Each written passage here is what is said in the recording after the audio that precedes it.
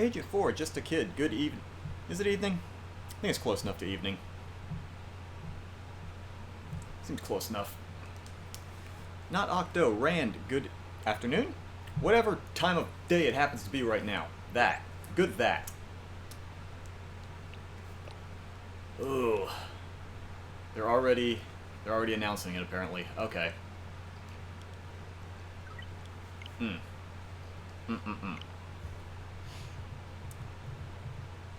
Did I see the Exploshers? Yes, Rand. Much to my dismay, I definitely saw the Exploshers. Nintendo cannot stop nerfing the hell out of that thing. They seem the further the slosh, the less the paint. Yeah, unless you're actually shooting on.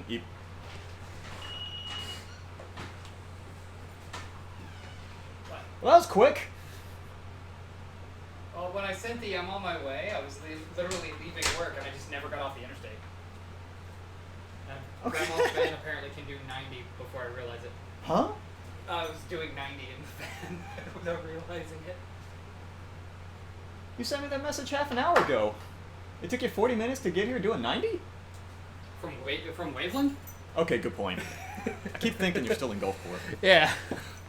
In fact, one of my regulars from the Gulfport store, she found out that I'm in Waveland, and that's where she lives. When I told her that I got the promotion and everything, she ran around the counter and met me at the edge of the counter and proceeded to hug me so hard that I thought I was dying. I don't seem to be connected to the internet right now. It just kind of threw me into the square with no. Yeah, it should be on the internet already. Why am I not already on the internet? Nintendum? There we go. Nintendum? Yeah. Nintendium? Nintendum. Sure. Hey, mate, good evening. Did anyone know that someone... Yes, yes, Agent 4. I am quite aware that, Did you hear about the, YouTuber Etika? Yeah. Yeah. I don't personally have an opinion. I didn't watch his stuff, so I don't... Yeah. I feel like it would be disrespectful for me to pretend that I'm, like, broken up and saying, oh, man, it's such a... Like, yeah, it's always awful. sad when that happens. Yeah, it's definitely bad that anyone takes their own life, but I'm not gonna fake that I watch this stuff and fake sympathy. I feel like that's more disrespectful than just being honest and saying that I didn't watch his stuff. So it's not... I'm not personally broken up over it, but, you know, it's bad that, you know, other people were huge fans of his. Oh, yeah. I've been neck deep in psychology since I was 6, so it always weighs on me when that happens, even if it's someone I'm not even aware of. Yeah. It just so happened to happen while I was also up at like 3 o'clock in the morning talking someone off that sort of ledge. Okay. So, you know, it's like, you save one. Because I actually got a, I was looking on Twitter, and some people were saying, oh man, this happened, or no, they just put like RIP Etika and that was it, and I was like, yeah. Because I'd seen his previous breakdown, so I was like, he's gonna do it, isn't he? And he did. Yeah. So it's the last one. It's on us now. It's the last one. It's the last one. It's the last thing. It's less than a month away. What do you think? Chaos or Order? Oh, Order. Okay. I've already told the chat I've played way too much Fallout to think Chaos is a good idea. Yeah. Never want to live in a world of chaos. Chaos, you never know what'll happen next. That's never a good thing. Yeah. I mean, you know, the Federation is an orderly dictatorship, but they're awesome. If you don't think they're a dictatorship, as soon as war came, they established martial law over the entire planet and started stealing people's blood. So you mean war were declared? Yes, war were declared, and they started demanding samples of people's blood. And Yikes. yeah, so like the Federation is absolutely a dictatorship, but you know it's a utopian one. So I'll take Order over Chaos, because you can't have a chaotic utopia. Yeah. It's kind of. It's the last one. I'm kind of looking over the actual dialogue. Typically, it just kind of I glaze over it, but I'm actually like paying a bit of attention now. It's all emotional right now. Aw, hope during a It dark was time. it was during a dark time in Marina's life. Look at that face. Look at that face. I want to fight for that face. Yeah. There's also somebody in the background yelling, "Look at my face!" Jelly guy jumping around. All right. Well, next time the camera goes over there, I'm gonna look for a jelly guy jumping around. Want me to look at his face too. The fans like you more. Oh. Boy, that's gonna turn into some memes, isn't it? It's like you more than me. I've seen the internet. Pearl's seen the internet, guys. Woo! Pearl knows how much Marina's fans like her. Plus Aiden Captain what's Captain, what's his face? Aren't they part of your world too? Is that a mermaid joke? It might be. I don't know. I don't take everything so seriously. Say nothing should ever change. Protect the balance that she's found. I'd fight for that balance. I'm good with this. There he is. There he is. There's the little jelly. Look at me. I'll look at his face too. He's got a fine, smooth face. I'd fight for that too. Where everything is predictable. What's wrong with that? Want to watch the world burn? It's just daily. You want to watch the world burn. I mean, you don't want to watch it burn. You just want to watch it smolder a little. Not only that, but you can have, orderly variation. It's like waiting in line at a McDonald's, but picking something different on the menu. Pyro says he needs help because he has to delivering many, many pallets per day. Brian, What? that line feels like foreshadowing. Oh no. I remember the beginning of this Oh my game. god, I'm done talking. Oh My god! god! Ah, goodness. Article 4. Oh, that's... Except the world the winning side wants. Okay. I don't even think they're not even trying to disguise the fact It's weird that the Chaos guy is wanting to follow rules. They're not even hiding the fact that they're gonna make Splatoon 3 out of the results of this. Oh yeah. Well, I mean, it's Nintendo. They've come to the realization that they're out of ideas. So like, here, you make you it so figure damn it out proud. for us. Wasn't that the supposed tagline for Mario Maker 1? This is true. Like, you make it, you're so damn smart. Mario Maker 2 now has a section, like, other game modes, plural, but there's only one in it, and that's Mario 3D World, which has led people to believe that either Nintendo needs to take a grammar course, or they're going to add more Mario games to Mario Maker 2. Like, give me, like, a DS New Super Mario Brothers look or something like that. Some, A new patch came out. Panasonic CDI Mario games. Oh, good. You know, like Hotel Mario. All toast is toast. Yeah. Anyway, new patch. What? New patch. They nerfed my weapon again. Did they replace it with actual Nerf? You've been given a Nerf gun? I've just been given. It just hucks foam balls at people. Yep. That satisfying kerplonk as it fires.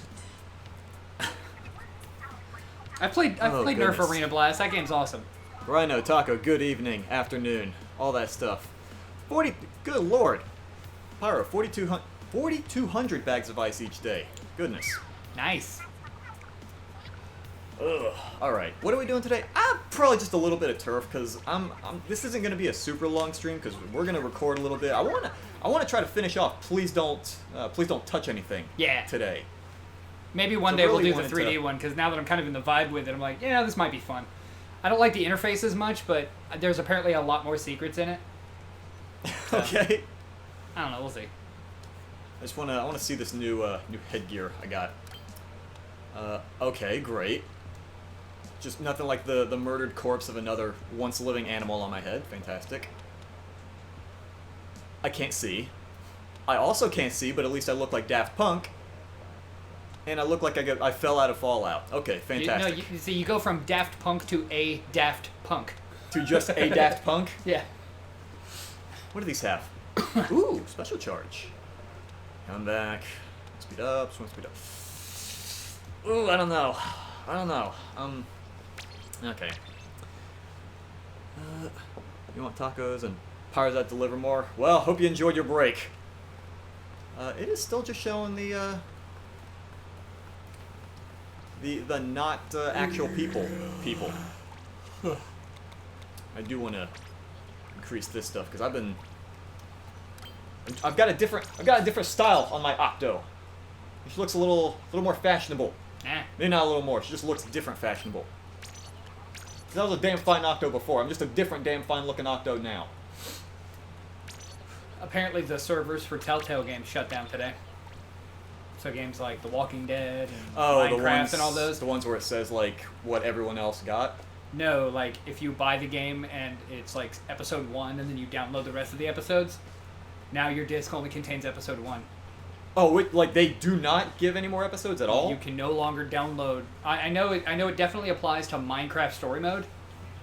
You can't even re-download them again if you own them, which is a bummer. Oh, that They've been trying to find a way, but apparently... But nothing? Yeah. The Walking Dead games apparently are okay right now because they're kind of sort of still owned by the studio that finished the games. So Telltale? Yeah. Well, Telltale shut down before they finished Walking Dead, the final season. So the creator of Walking Dead founded a tiny little studio, hired in a bunch of the old workers, and finished it.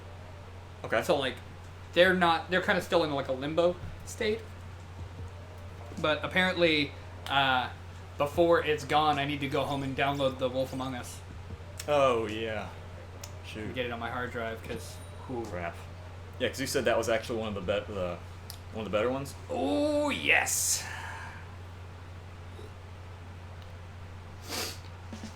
And what did you said, what fairy tale character did you say suddenly plays a stripper in that game? Little Mermaid. Okay, I wasn't sure if it was Little Red Riding Hood or who. Red's in it. I forget who she is, but like She's red. Like Snow White is like a mayor's assistant. The Big Bad Wolf is Bigby, the sheriff of Fabletown. Isn't that the guy you play? Yeah. Okay. But unlike being like a werewolf, which is a man that turns into a wolf, you're actually a wolf who was glamored to appear human. So like, if you rage, your character just turns into this giant, magnificent wolf beast. But for the most part, you're just a hairy dad. Oh, I didn't even look at the... What? Most of the game, you're just a hairy dad-looking dude. Okay. I can finally live out my dream of being a hairy dad. Yes. That's what I've always wanted.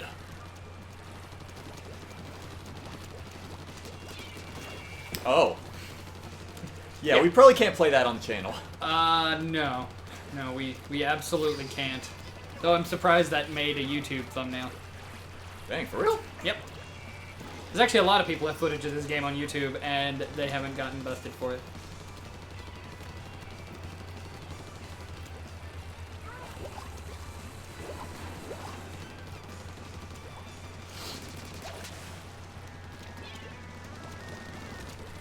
Johnny goes up. Oh, crap. Ooh.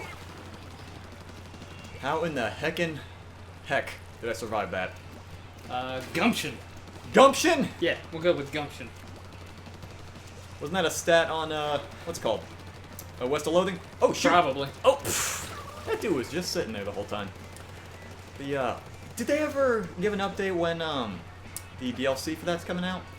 Let me check. Like for Switch? I haven't checked it in a week. Because last I heard, you said that they submitted it? Also, Bloody Mary's a character in Wolf Among Us. Yikes. Yeah, she's kind of awesome, though. I mean, if that's what you consider awesome. It is. I mean, I guess awesome is subjective, but ew. She beats the crap out of your character. Oh, good. Like full-on compound fractures both of your legs slowly, just to show that she dominates you in the fight. Yeah.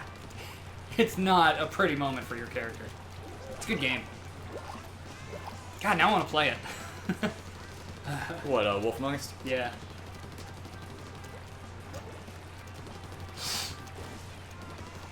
Oh, I just noticed they lost a guy. Okay, it is actually getting cold. I'm about to turn that air conditioner off in a bit. Yeah. Like, sitting right underneath the air conditioner does not help.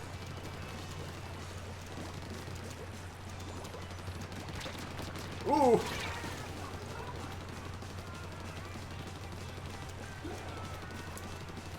So I'm seeing a heck of a lot of, green over here for... I haven't seen any updates to the stories, given that the Nintendo eShop doesn't use a lot of internet, I'm gonna check it real quick. Okay. I need to turn the air conditioner off. That's fine. Actually, I'm shivering right now. My back's all sweaty, and that's getting cold now, so yeah. Like, I'm sitting here, like, with the jitters because I'm so cold right now. Because it was 84 in the house earlier. I was like, yeah, I need to turn on the air conditioner, and now it's just, I'm sitting underneath it, and it's, God. How am I going to pick order or chaos? I'm absolutely picking order. Yes, most certainly. Order up. And I think I've maybe said that a few too many times, because Rhino is pretty much reciting my answer, almost word for word. I play too much Fallout to think it's a good idea.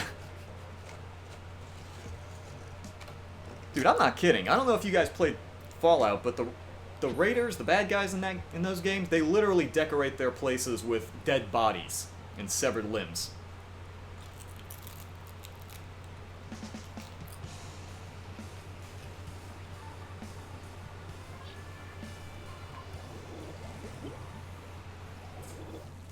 How many people are in here? Yeah, they haven't added the DLC yet. Nothing? It's coming, though. I hope so. Did they ever answer whether or not the, like, when you should actually play it? Like in DLC? Yeah. Apparently, it can be played at any point, because it's just, like, a nice little chapter that can be socketed into the main game. Well, that's the thing, though. I don't want it to be, like, too easy, because then you get to a point where, like, the, I'll explain it. Like, if I go in and I'm, like, way too powerful, because on my own file, I'm, like, horribly overpowered. Yeah. Like, I've got a butt ton of... Maybe it scales with your level, so it's always, like, right at that sweet spot. Okay, that would work. That I'd be good with. It's like the DLC in, the Surge, like, the enemies kind of scale with your level. Do they?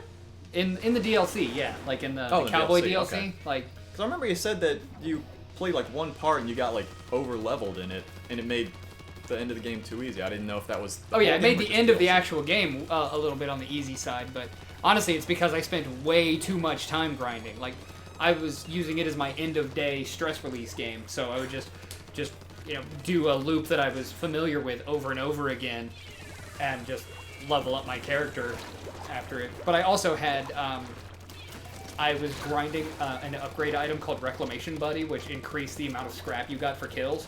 And it was the top tier Reclamation Buddies, and I did the stupid thing of putting like 5 of them on my character. What? So like for killing base enemies, I was getting like 20 to 30,000 scrap. A metric butt which ton? was basically like enough to almost level up per high level enemy I killed.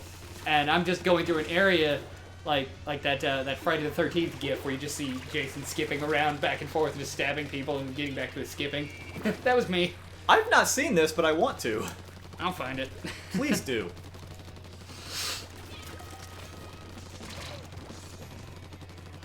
I just realized one of our guys dipped out. Oh no. How long has that person been gone? How long do you think it'll be streaming for?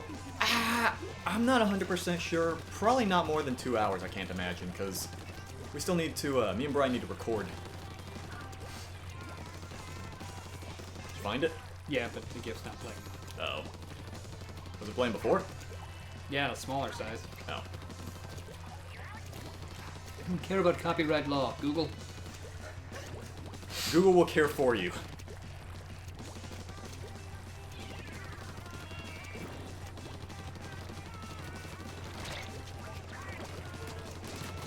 Ugh. Dang old doolies.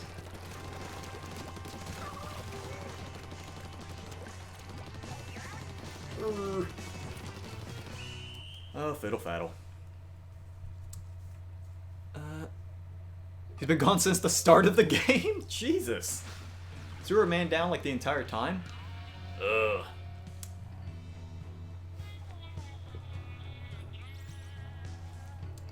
Oh, that's a random, isn't it? I don't recognize that name. We have Rando Calrissian up in there. Okay, look. Look here, you. What? I hate how much I like that. I heard it once. I was like, yep, keeping it. God, It's going right into the lexicon. The lexicon? Like somebody. This is a running dictionary or something that you keep. Yeah. Or I saw a Twitter joke where somebody referred to one of my favorite Marvel characters, one of the few people worthy of wielding Mjolnir that doesn't just become Thor. He's his own thing. Beta Ray Bill. Yeah, I remember that. Somebody referred to him as BoJack Norseman. I was like, yep, keeping that too.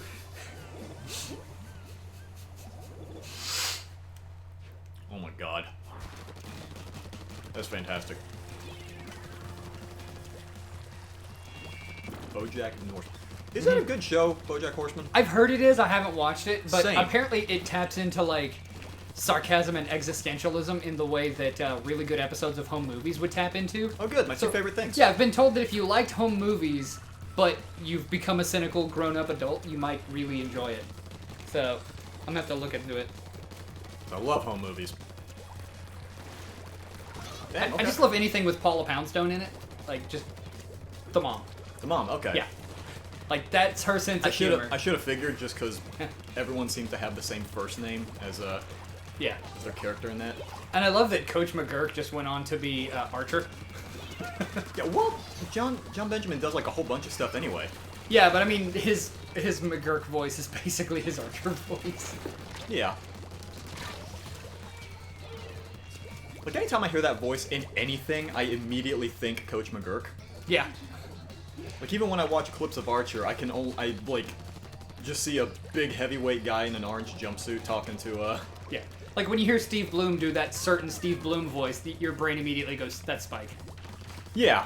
Yeah. Like, I've been playing more of the LEGO DC Supervillains, and I'm actually convinced that we need to play it now.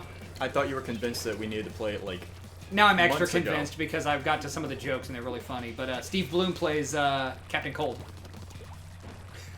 Who's Captain Cold again? The Flash villain that has like the slit goggles, and his power is he uses ice guns. He's actually one of the Leonard Snart's one of the best characters on the Flash and Legends of Tomorrow. So is he like discount Mr. Freeze or something? He predates Mr. Freeze and is kind of like Mr. Freeze, but nowhere near as tragic. He's just like a petty criminal. He's just a guy. He's a petty criminal, but he does have kind of a code of honor. Like, whoa, like he'll never kill the Flash because like he kind of respects the Flash in a weird way. And the two of them have begrudgingly worked together because he's one of those like, I'm gonna stay a petty criminal. I'm never gonna like conquer the world.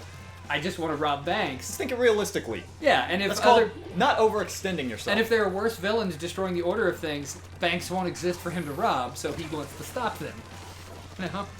There we go. This is basically me in like the. I'm trying to look at that in the same in the TV at the same time while you're shoving a phone in my face and it's not working. And then he's just skip. Brian, you're gonna have to wait 20 seconds instead of trying to describe this animated GIF to me. This is always my favorite part of when he plays Onions, is just trying to get his attention with stuff. Just so y'all know. What? Oh. Me at the end of any Souls-like game when I was like over-leveled. There was even a part where I could just... I love how the match finishes. I go to actually look at it Sorry, and you I get thought rid you'd of already it. seen it. No, I saw about 3 seconds of it. Thank you. Oh goodness, that dance. Jeez. What is that? That little sideways strut thing, like, He's just Lord. skipping. I see. That is, I think that's the happiest I've ever seen any Jason ever. Goodness. Better? Not really. It's like the same 5 frames or so. Yeah. And that doesn't. I don't know. I like the one, the actual dude in the outfit dancing. That was a little bit funnier.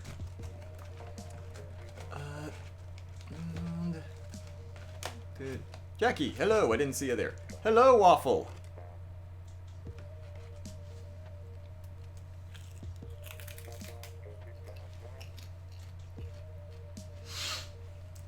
Waffle, I'm kind of surprised to see you here again. Why? I'll tell you later. Was it my pro pancake stance? Am I scaring people away? Get the hell out of this house right now. This is a Waffle House, buddy. The best, worst, greasy spoon in the South. I tell you what, though, they have a new sandwich at Burger King that is French toast as the bread for like basically their sausage, egg, and cheese sandwiches. Okay, I was about to say, what's the filling? Yeah, just the same thing you get in a croissant, but like it's really good French toast. Okay. They finally have something besides the croissant, which that I order for breakfast at Burger King now. Let's say, because pretty much that and the coffee is about the only good thing I've seen on a Burger King breakfast. In fact, tomorrow I get paid to have Burger King for breakfast. How do you? We have a financial meeting for the company, and me and my boss are gonna do like a little meeting so that we're both on the same page with the financials of our store. Because with us both taking over the store, like, you know, like we were both told basically overnight, oh yeah, you start Sunday. You know, we had 2 days notice to start running a store that had kind of had 5 different supervisors in the past year. So like, yeah, and like, I love my store, but it was merchandised like a Hudson's Dirt Cheap. You know exactly what I'm talking about with Sounds the shelving. good. Yeah. So we've been slowly rebuilding the store, but the store is also so dead that there's no sense of urgency. So we're like, we'll take care of just like one section a day. That way we've got something to do, you know. Fantastic. But we haven't really had a chance to sit down and look at the financials. So we're just gonna sit at Burger King, have breakfast, and look over that before our big meeting tomorrow. So. But on the bright side, ever since we took over, our store has been the #1 store in sales and a lot of other controllables. We have been the #1 in the region. You are... I'm really excited about that. Goodness. Like, my district manager threatened to promote me again. And I did tell him, don't threaten me like that. I'm just getting used to my position now. It's a little bit unusual to hear someone like that excited about company stuff. Well, I actually am really passionate about my job. Like, I'm no longer in, and where I'm at now, it's no longer my job, it is my career now. I have really good benefits now, I have... It's not just a thing to do. Yeah, I've got like good insurance, stock options, like, there's a new incentive program where I can earn an extra $3,000 a year just by keeping my store in the state that it's in now. Because it's not difficult for my store to perform right now. So, like, I'm excited going forward. Like, knowing what I know behind the scenes, I can't discuss some of it, obviously. Right, but because you're kind of on camera right now. But knowing what I know, I'm like, really excited for things, and like I feel like I have a real career again. Because like, casino security was not a career. Yeah, no, that was a job. It was a fun job.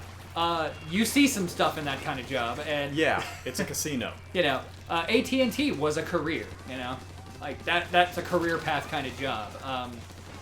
But you know, Burger King was not. That was a job. Yeah. Yeah. Also, I was gonna say, you know, I've mentioned a few times I worked for a phone company. I didn't really throw out the name just because I wasn't sure. I worked for them. Okay. I just threw out the name of who I worked for. All right.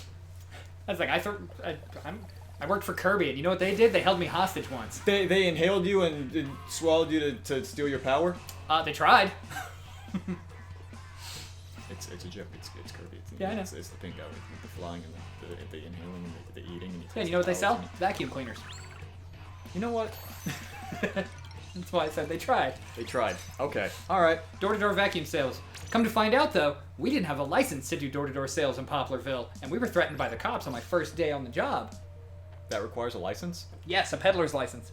To go door-to-door, you have to have a peddler's license, and they didn't bother to get one. They claimed it was in the mail, and the cops said, you need to leave this area now, because one of the people doing the sales scared this poor old woman by basically forcing himself into the house to do the sales demonstration. Yeah, I was there. I saw it happen.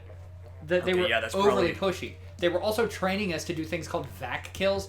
Anybody watching, don't ever let a Kirby salesman into your house. I'm pretty sure you don't let any salesman into your house. And some door-to-door salesman stuff is fine, but two things you never want to do. Anyone comes to your house saying that you're Can I specify something? I'm pretty sure with the age that most of the audience is, they probably shouldn't be letting anyone in the house. Yeah, don't let anyone into your house anyway, unless they offer you free candy.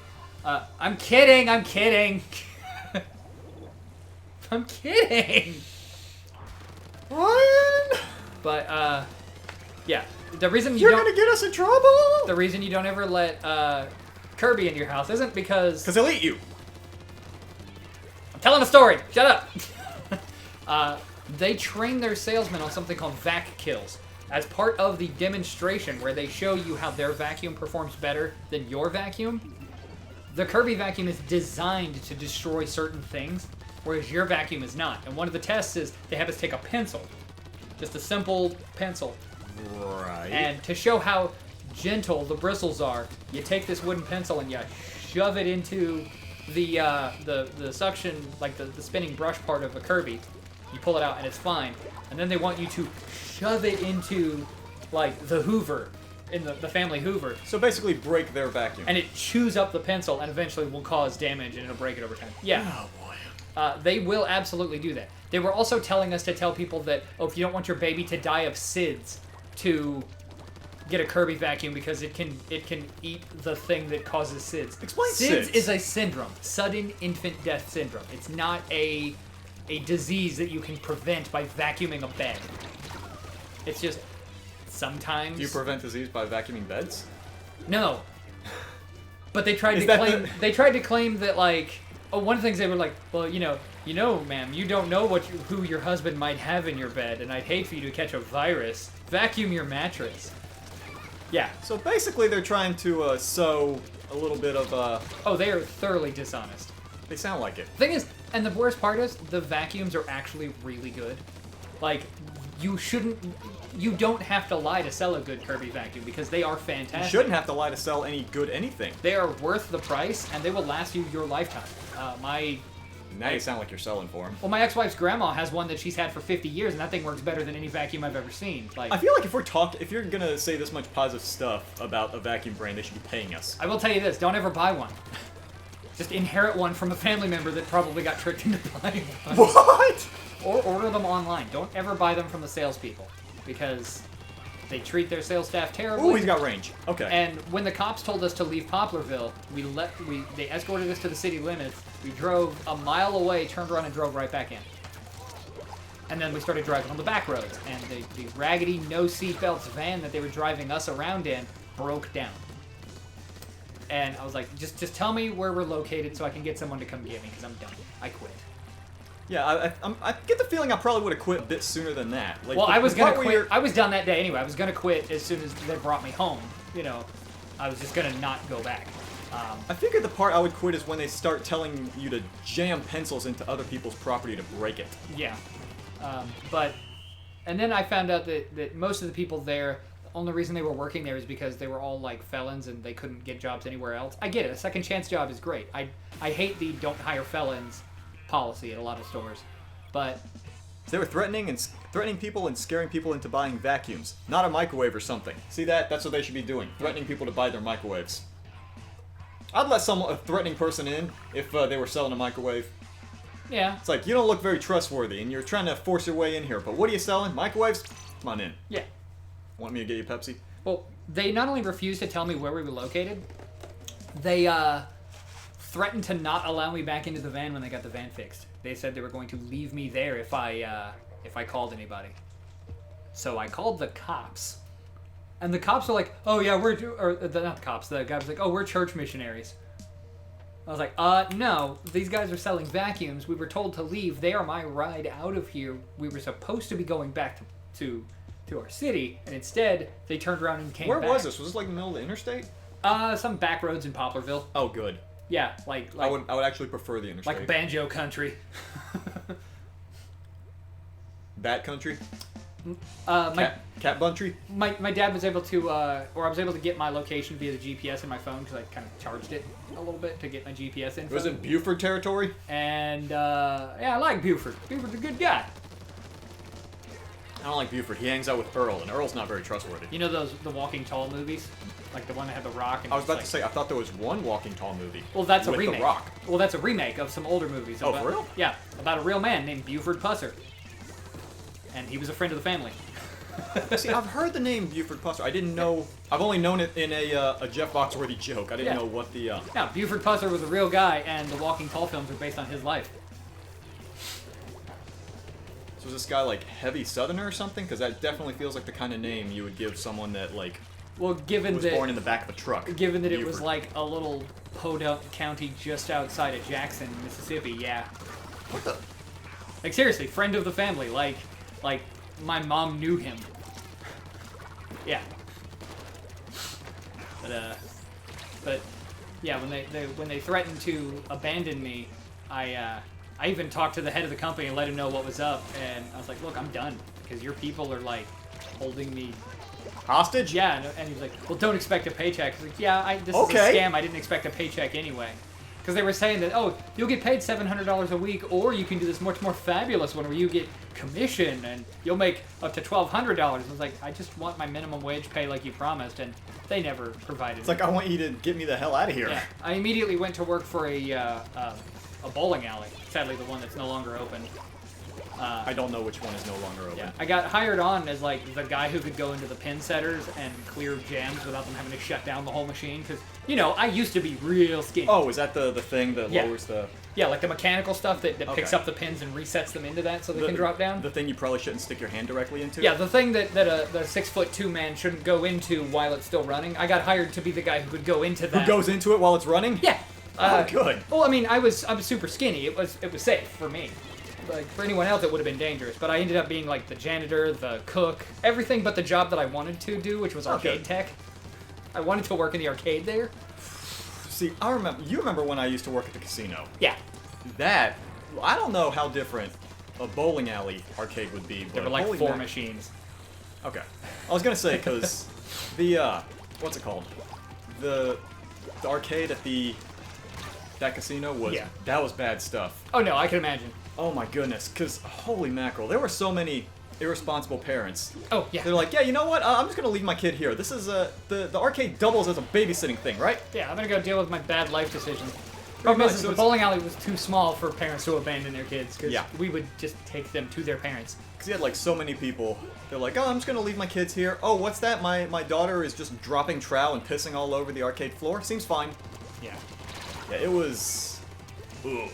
I hated when I had to go get toddlers out of the end of the bowling alley because they would run down the lane and just faceplant slide, and the parents were too chicken to go get their kids. So, are they afraid someone's gonna like Fred Flintstone a ball over into the next alley or something? Apparently, but like the kid is like down at the other end, and it's like oiled there, so like you can't stand, you just slip. So you just put the kid on their back and just slide them back down, like you're hurling a sack of toast. Oh my god! Of taters. Say that again? It's like a sack of taters. A sack of taters? Sack of taters. So I think all the redneck is showing right now. I don't care.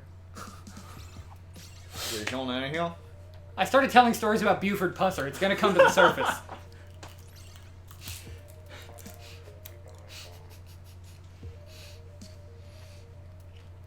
Yep. Here, take my child. It's your problem. That is not an exaggeration. Oh my goodness.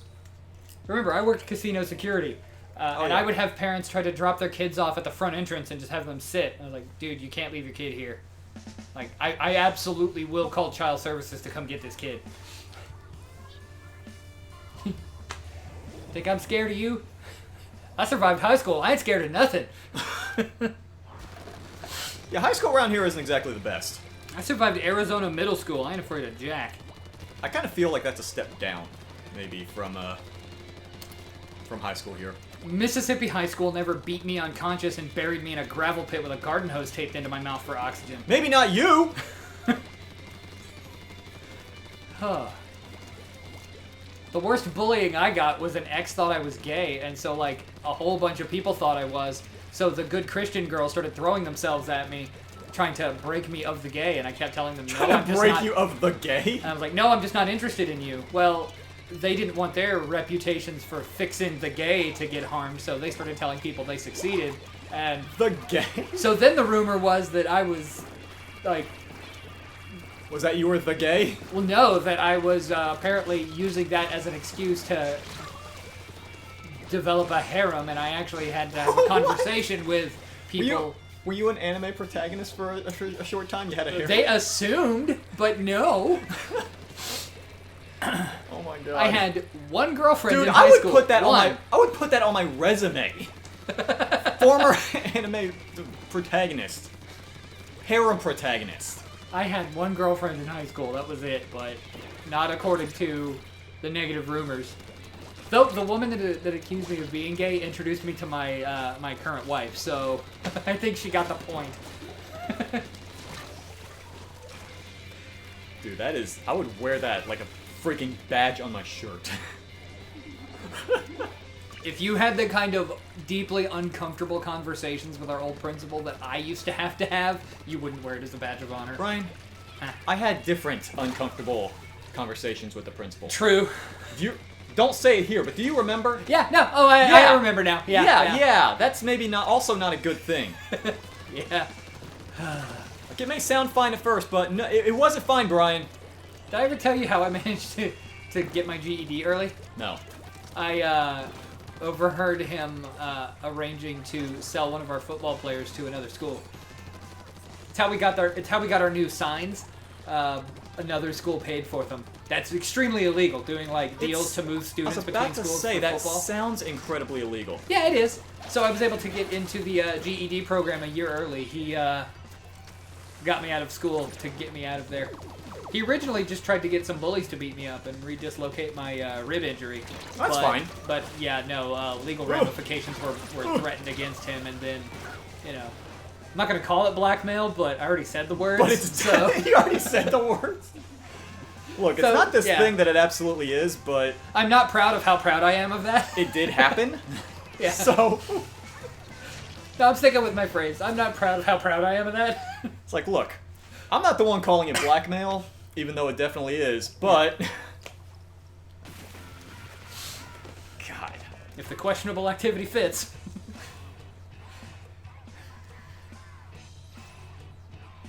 Do you guys have that much difficulty with you guys at school? I feel like this might be just us.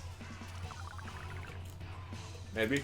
I hated 7th grade as well. See, I loved the school because I was in a magnet school for science and technology, but 6th, 7th, and 8th grade were the years of the bully for me. Like, absolute, like they would... It's actually what helped with the bullying to some extent because my self-esteem got so low, my perception of myself, it broke. I hated myself so much thanks to the bullying that when people would bully me, I was like, yeah, I know, I suck. You're literally wasting your energy. And the moment that I realized they were wasting their energy was I was walking home and someone crossed 5 lanes of traffic to come across the street and bully me. Like they went that far out of their way. They walked through traffic, putting themselves in harm's way to remind me of what I already believed to be true. It would be like... At that situation, like, when they walked back to the other side, I would ask them for, like, a reminder to repeat it, just so they have to walk back through traffic again. Yeah. But that might just be me. Some kind of a jerk. And, like, for some reason, like, at that point, that's when my self-esteem just broke off and bullying quit mattering. Like, I don't know, it wasn't even an epiphany of, oh, I do like myself, because I've been blaming myself for the end of the world since I was, like, 4. But I was no longer in a dark place. It literally quit mattering. And it was the weirdest feeling because I slept well for the first time in months at that point. That's not where I wanted it to go. Like, it was just like this weird self-actualization of, yeah, I suck, but I mean, this loser is crossing traffic to remind me of that. Who's the bigger loser here? You know? And it just... And that's when I started, like, when I realized that some of the bullying was becoming dangerous to either the people or to myself. Like, verbal abuse, whatever, who cares? But when it started crossing the line into physical abuse, that's when I just started saying, you know what are they going to do? And I started bringing the police into it. One of my bullies actually got straight out body slammed into a locker by our really, really beefy school hall monitor. I wouldn't be mad. Yeah, because, like, and all he did was approach him. He's like, look, man, I hear you've been giving this guy a hard time. And he was like, what you gonna do about it? And started bowing up on him, so he just picked him up and just, bam, right into the locker. And he's like, who are you gonna tell, is what he told the guy. Oh, wow. Yeah, I don't like what happened to that kid. I would relish it. You know me.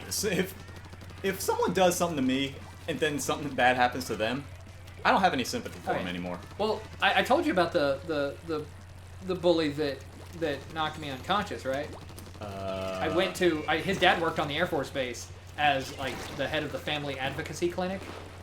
He was a staff sergeant, or, like, that whatever that is, but, like, doing desk work, not physical work.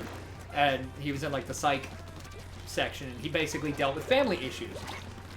I walked into his dad's office and threw the garden hose that was used for air for me on his desk and informed him what happened and walked home. Okay. That was the night that my seizures came back because the kid, he knocked me out by hitting me over the head with a book bag full of books. Like, he could have killed me. And this is my first time I'd had an epileptic seizure since I was like 8. You know?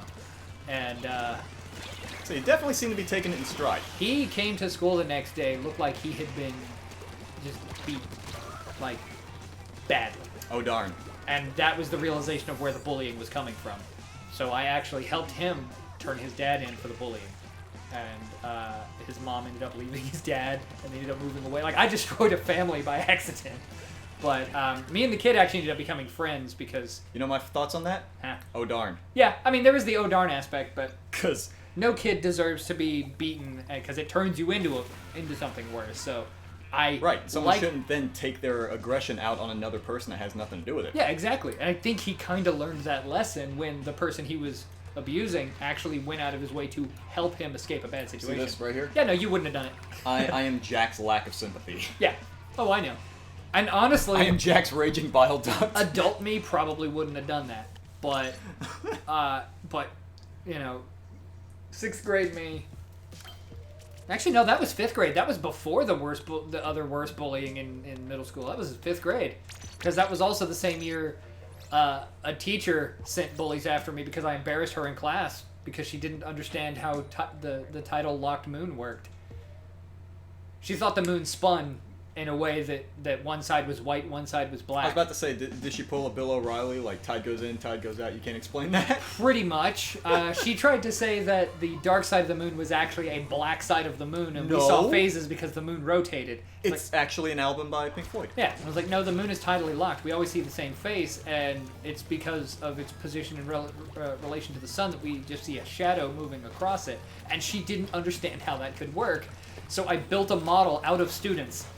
Out of students? Yeah, I had like one student acting as the sun, holding a little ball of clay for the sun, and I had another student being the earth. And I was the moon, and I walked around and kept a little tidally locked model of the moon pointing it at this other student. It's like, come here, you are now a resource. And she had the bullies go after me, and when I tried to complain to her that they even said that she told them to bother me, she screamed, "What are you going to do about it, you little crybaby," in the middle of class. And, of course, 5th grade me was a crier. I tell you what, she made out to possess them, but my mother had her by the short hairs. Short hairs? Yeah, for quite a while. I had the whole school by them. I got moved into a better class, and it was good. I got to see a teacher cry. It felt good. I may or may not be unloading a lot of old. I was about to say you're bringing up a lot of old history right now. I take it in stride now. I'm not sure if are you okay to say all this right now? Yeah, I'm fine. It doesn't bother me anymore. Like I don't have like school PTSD. Man, glad you don't. I told you about the time I broke that. I get the feeling. pelvis. I get the feeling if I were to go back to school with the knowledge I have now, I would be in the military and I would beg for, or I'd be in the school and I'd beg for military PTSD.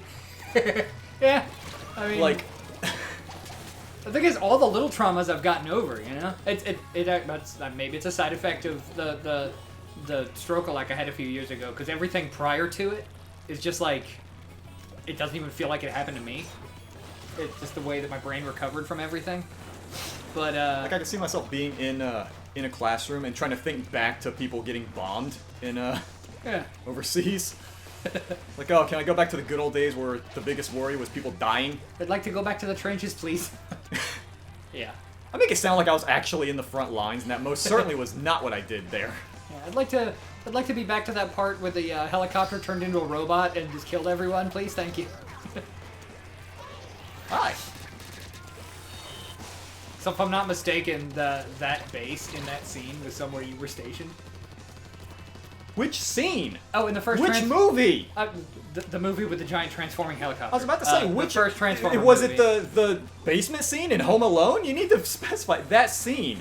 Is it okay for me to mention where that place was, or do you not want me mentioning any of that? Yeah, it's fine. The opening scene to the 2007 Transformer movie takes place at the forward air base in Qatar.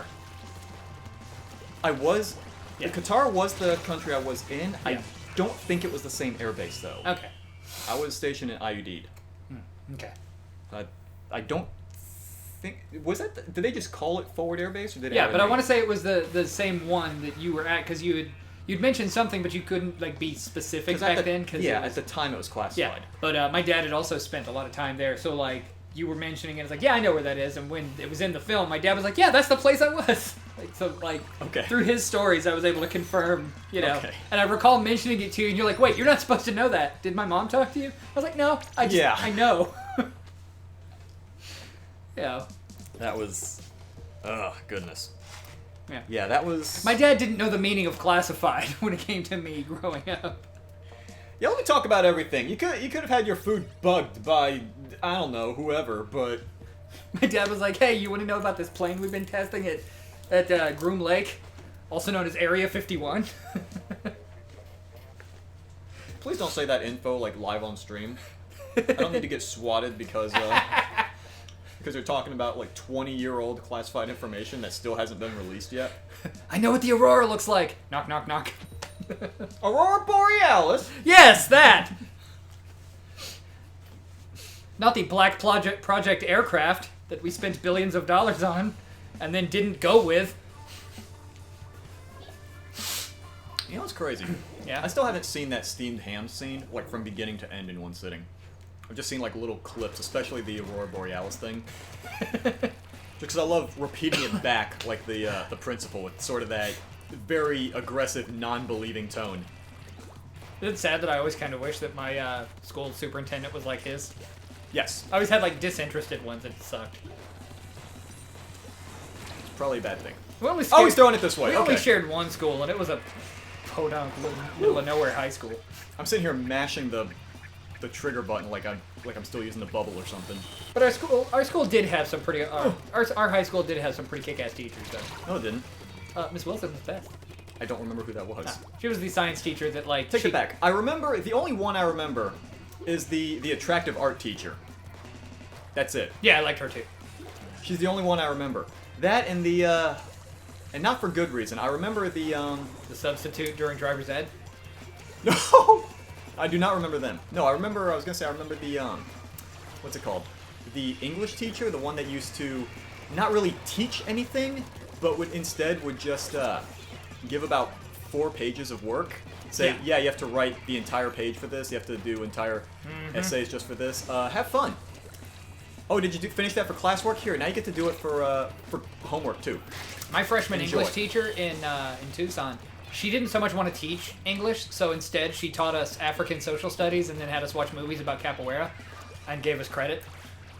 Is that I thought that was Brazilian. It is Brazil. Yeah. She also just really liked this one movie about capoeira that starred the guy from Iron Chef. And was it Only the Strong? I think so. Because that's the only capoeira movie I've seen. Where he's like a teacher that like... Yes. Yeah. It's a good movie. I like it. It's not a bad movie, but... It's like... Yeah, she would just every couple of weeks she would have us watch that movie and then just write like... A report on Only the Strong? Yeah. So I've seen that movie like 10 times. Love that movie. Dude, I feel like I should... It's my second favorite movie starring that guy. DNA is my favorite. It's the best B movie I've ever seen. There's other movies? Yeah, he's been in a bunch of movies. He's really B movie. Like, oh come on, he was in Double Dragon. Brian. I can't remember if he was Billy or Jimmy, but he was the only one that knew martial arts. The other actor didn't know any martial arts, so most of the stuff in that film was like him knocking things over. Like accidentally-ing his martial arts. Do you remember back in the day, like when we were kids, and there would be these action figure commercials, and it was not really an exaggeration, but the what's it called? You remember how on Toy Story when it had the commercial for Buzz Lightyear? Yeah. Like it shows the little laser going off on his wrist. Yeah. But then you very clearly see an arm just swing by and knock all the cans over. Uh-huh. Yeah. It's kind of like that. I'm just remembering all the commercials like that, and I'm trying to imagine this like grown-ass man doing that. Like, okay, pretend you know martial, just break stuff. Hi-ya! And just like knock everything off the table. Well, like, while the one guy's doing martial arts, like real martial arts, because he is, because he actually knows stuff. Yeah. Then the other guy, the white guy that's supposed to be his brother, Like, the white guy that's supposed to be the Asian guy's brother? Yeah, he just walks over to a vending machine and like elbows it, and a bunch of like gashapon balls fall out, and the guys just like trip over it. You know, yeah, like karate. He did a few things, but like he didn't know martial arts. He was there to be the white guy, you know, and it was so funny. Like how in the original Green Hornet TV show, you had like the main guy who would just do like a couple of judo chops, and then his sidekick is Bruce Lee. Yeah, Bruce Lee playing Kato, the sidekick. And in China, it was re-edited and just called the Kato Show. Are you serious? Yes, it's absolutely true. And they had a crossover with Batman. I remember that. That I saw. And apparently, it called for a scene for him and Burt Ward to get it, or for Bruce Lee and Burt Ward to get into a fight, and Robin was supposed to win. What? And Bruce Lee was like, no. And Burt Ward was like, this ain't happening. And then like they rewrote it to be a tie. And the thing is the two of them lived in the same apartment building.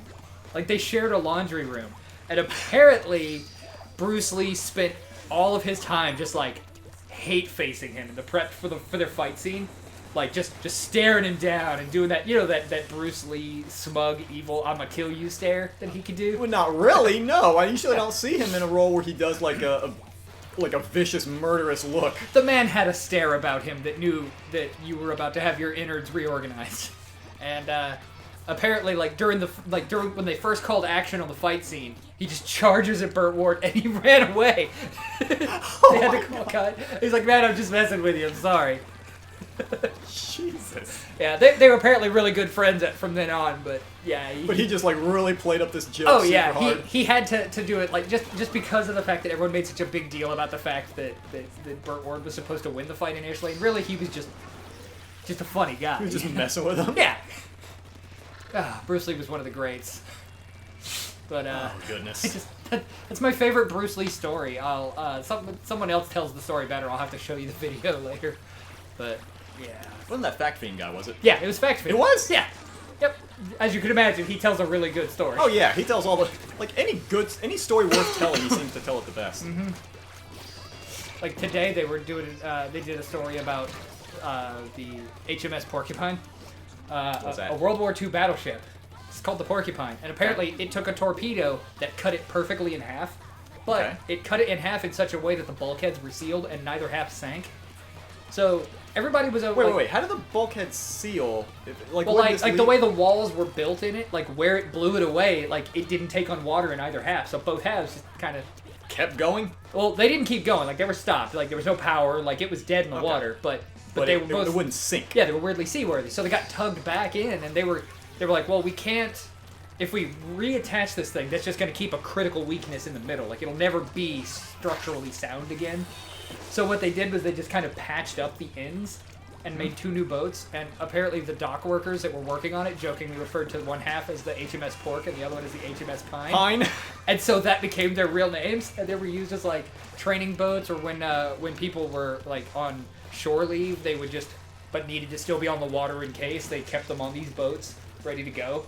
I feel like it would be an immense honor for me to serve on the SS Pork. Oh yeah, absolutely. It's just apparently they served with distinction for the rest of the war as like little test boats and training boats and just places for people to kind of get their sea legs, you know.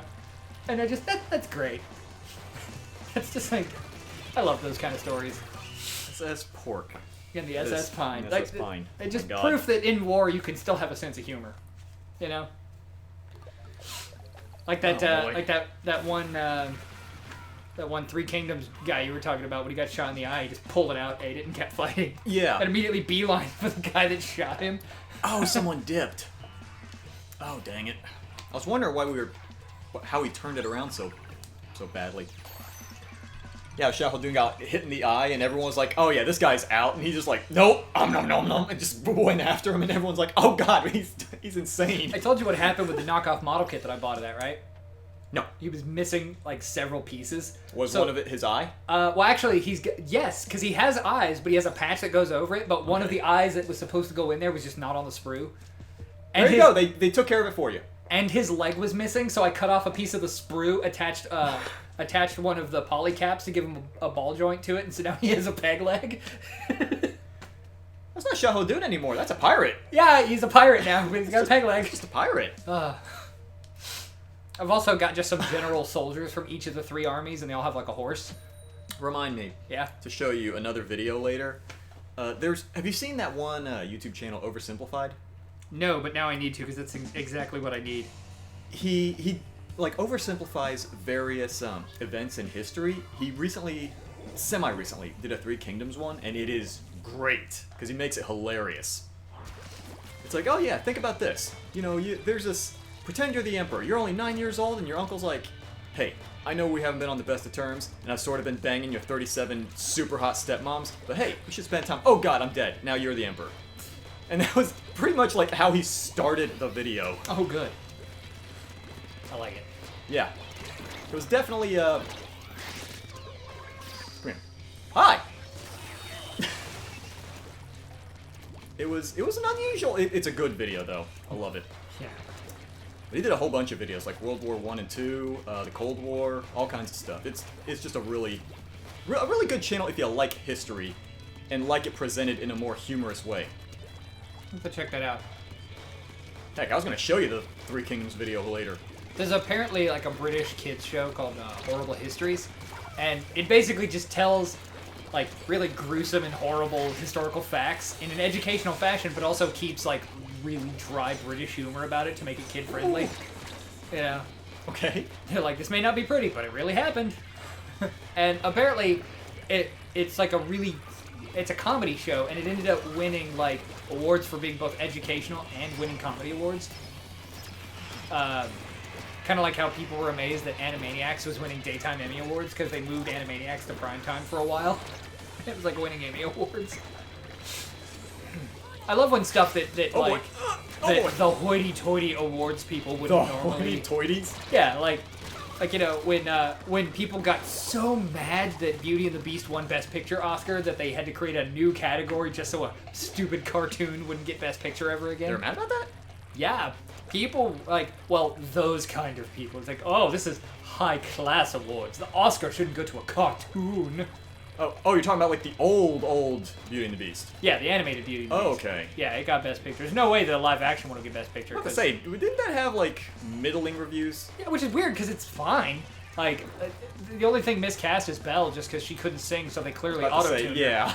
Everything else was great. I distinctly remember people complaining about the quote-unquote music. Oh, and there were also a bunch of people mad that they leaned into the theories that Gaston's friend LeFou was gay and had a crush on Gaston. Like, they straight up show that he's totally into Gaston and he keeps trying to tell him, what you need isn't another woman. You know? In fact, at the end of the film, a couple of Gaston's cronies they go to attack and the wardrobe attacks them by, like, pulling them into itself and then shaking up and spitting them out. They're all wearing, like, dresses. And one of them, he looks down and sees that he's in a dress and, like, starts fanning himself, looks all excited and runs away happy. And he bumps into LeFou, and they see each other and just kind of make eye contact. And at the end of the film, during the big dance, LeFou and this guy are dancing together. And it's like, aw, he found his love.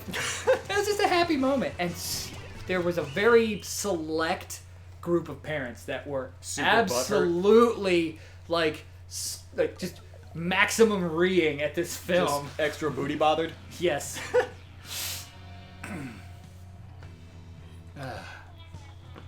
And that made me watch the movie a bunch of times.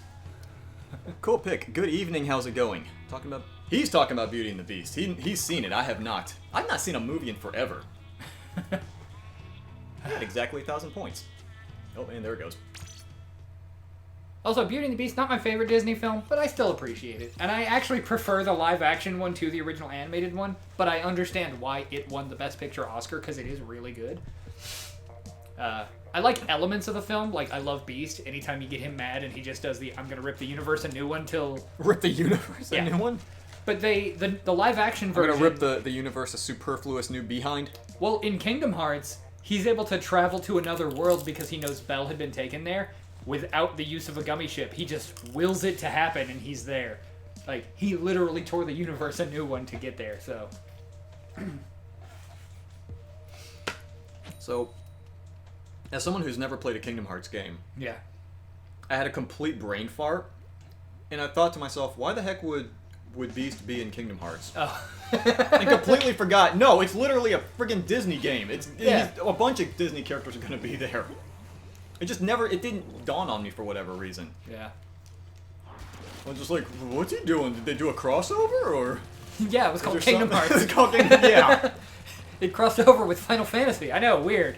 Especially given It's the like, Kingdom Howie, Hearts. let me explain this little concept to you. Maybe you're not aware. You know how many Final Fantasy characters are in Kingdom Hearts 3, though? 0? One, a Moogle. The Moogles are Moogles are shopkeepers.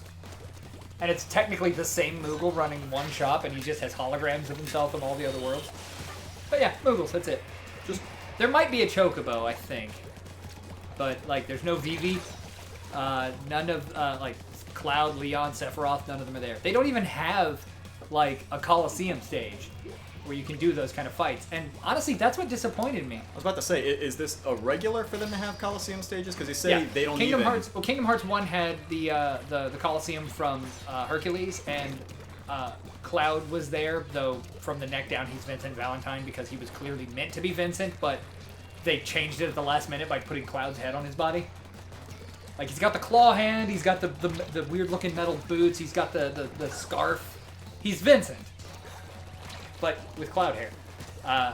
And he sounds great. Yeah, and except that it kind of doesn't. And then Sephiroth is the final boss, well, not the final boss of the game, but he's like the secret ultra hard boss. See, I remember that. I was about to say, wasn't he more an optional super boss? Yeah, and then in Kingdom Hearts 2, Hades has his Coliseum, and you can go there and do stuff. And Sephiroth is there also as a hard boss. And at the beginning of Kingdom Hearts 2, before you become the main character again, there's this mode called Struggle where you and another character beat each other with foam bats. And two of the people you fight are Vivi. Well, actually three. You fight Vivi, and he's kind of adorable, except when he gets possessed, and then he's deeply terrifying. I was about to say, except for the part where he batters you about the head with a bat. Well, he gets possessed and just becomes really creepy for a minute. And then Cypher. And he's exactly what you would expect a version of Cypher to be. Just a complete jerkface? Yes! He even calls you jerkface, actually. Oh my god. And then the like 10-time winner of Struggle is this mysterious gambler. Is it Setzer? Yep. Setzer is running around beating small children in the head with Nerf bats. I'm not completely surprised. I kind of love it. And the worst part is it's actually kind of a tough fight for early in the game. Because in Struggle, when you hit someone... Well, yeah, because you're a grown adult and he's beating up a little kid. Yeah, and in Struggle, when you get hit, you drop bubbles. So it's like a tug of war. You're trying to get more bubbles than the other guy, and every time you get hit, you drop a ton. You have to run around the arena and pick them up while also trying to hit them and not get hit yourself. So it's different than regular combat in the game. It's just teaching you that when you fight enemies, they might drop stuff that you want to pick up. So it's like... But it ends up being a fun minigame in and of itself. And yeah, just Setzer is one of them. And like one of the shopkeepers in the first game is Sid from Final Fantasy VII, but he's chewing on a wheat stalk instead of a cigar. Instead of a... Or cigarette. Or whatever it is that he has. Yeah, he did have a cigarette. Yeah, like cigarette on. Because I'm about to say, I remember he had the pack behind his ear, but I forgot if he was like actively smoking during that time. Yeah. Yeah. Okay, so I do remember he was. Ooh. Okay, so here's a question. I do like his design in Kingdom Hearts, though. That's Setzer? Yeah. I don't like his design. That doesn't look like Setzer. Yeah, that's him. Let's see. He's not white enough. I know, you can't say that on the internet, but... He does have a bit of a tan going on. Yeah. That's... Hashtag not my Setzer. Hashtag cancel Setzer. Cancel Setzer? Because, like, you know, Final Fantasy IX Vivi. Yeah. Kingdom Hearts Vivi. Having trouble there? Yeah, that looks the same. Yeah, except his hat's a little mostly different. And he's got cooler shoes. Yeah. But then yeah. Setzer, it looks like they just got, like, some guy from the backstage because actual Setzer went missing or something. And they actually they make Cypher look more like a douchebag. Is that possible? They give him a popped collar?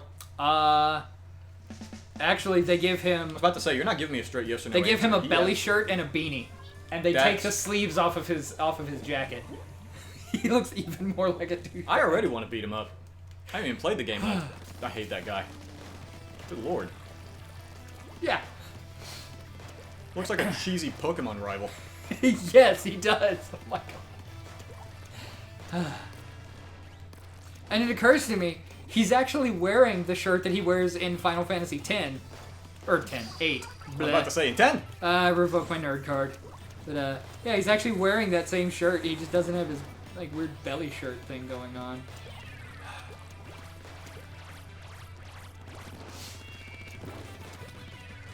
It's the beanie with, and I bet you that kanji is just his name.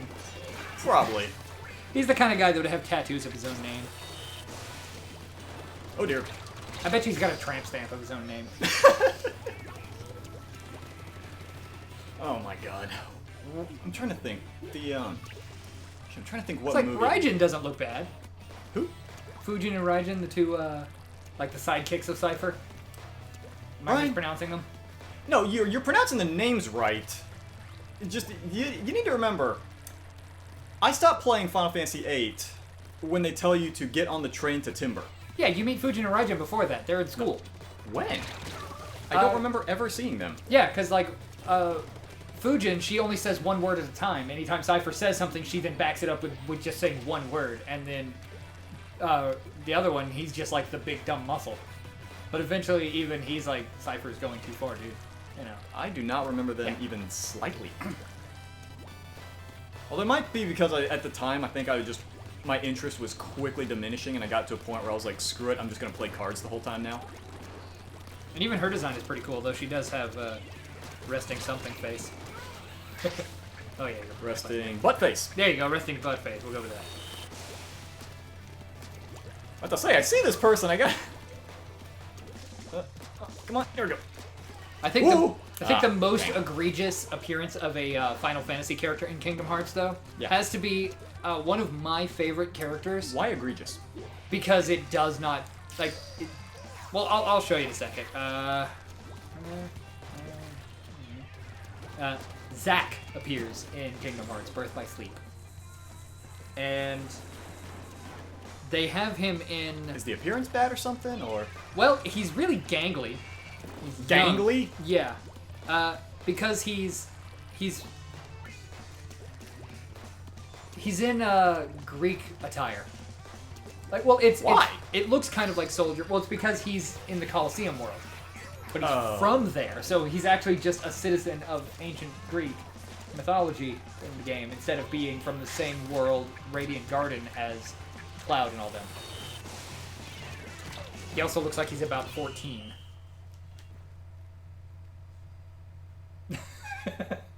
Yeah.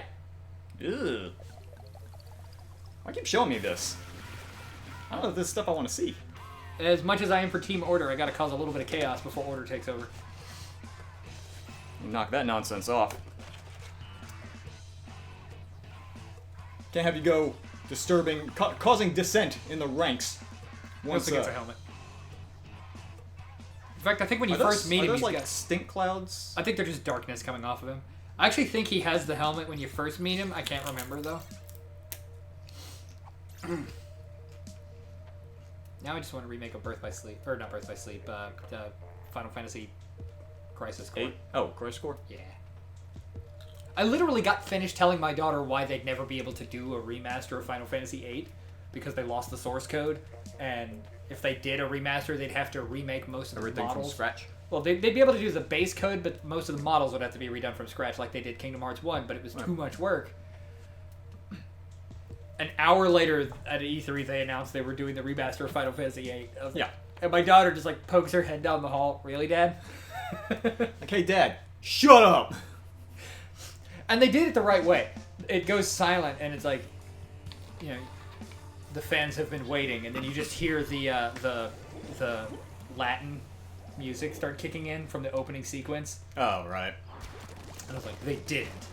Sure as heck, it was the remaster. You're right, they didn't. And then you suddenly see the shadows part, and it becomes the Duck Hunt dog and bird playing a trick on you. Yes. Doing that little evil grin that they did just outside DK's place. I actually really love any Donkey Kong based reveal for characters because it's like, you know they're going to reveal the thing, but the fact that they drag it out by just messing with you. Yeah. Those have been my favorite ones. Like, was it King K. Rool was the first one they did like that? Yes. Yeah. Yeah, because it was DDD that did that was disguising himself. Yeah, then he just does all the stupid faces before getting straight up murdered. Before he gets wanged in the back of the head. That is one dead penguin. Oh yeah, he's gone. He is clinically deceased.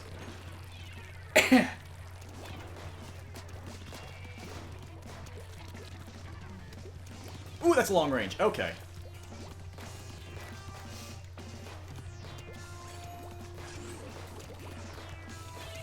Excuse me, sir. They did Yuffie justice in Kingdom Hearts 1. Let me see. Though, you know what the worst part is? I think it might just be the Kingdom Hearts art style, because something about the body proportions is a little bit off too. Do you know what's really sad? The original concept art for Yuffie, I thought she had a wooden leg.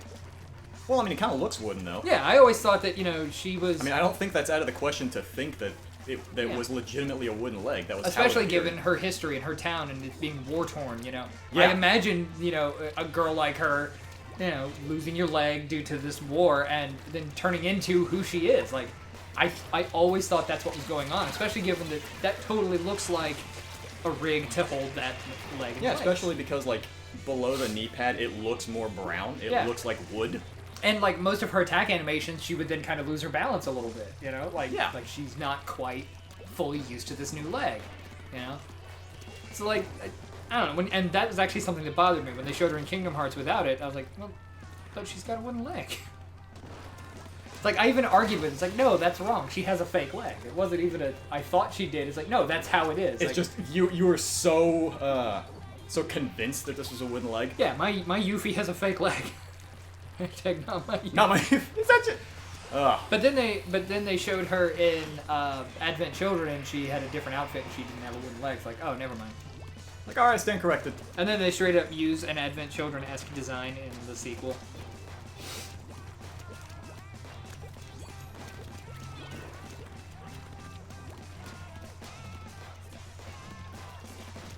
Are you winning?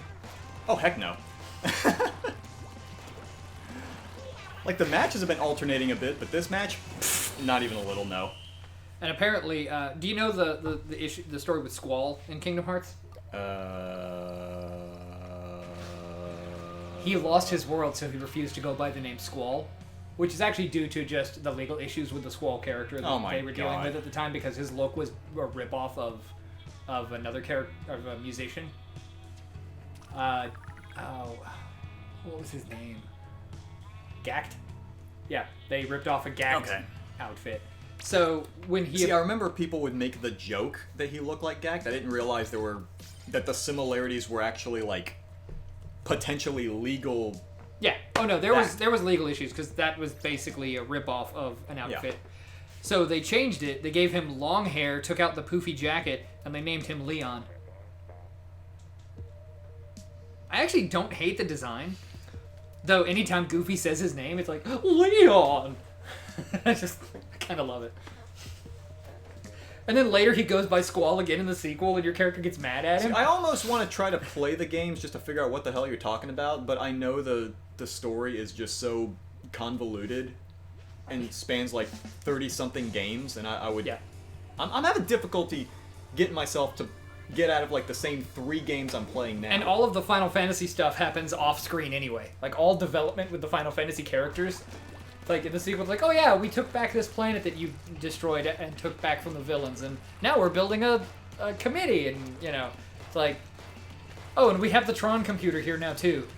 Like, and then Stitch breaks free and you get sucked into the Tron computer, and then when you get out, like more of the city is rebuilt. It's like all the interesting stuff with the Final Fantasy characters happens between chapters, so like they're just there.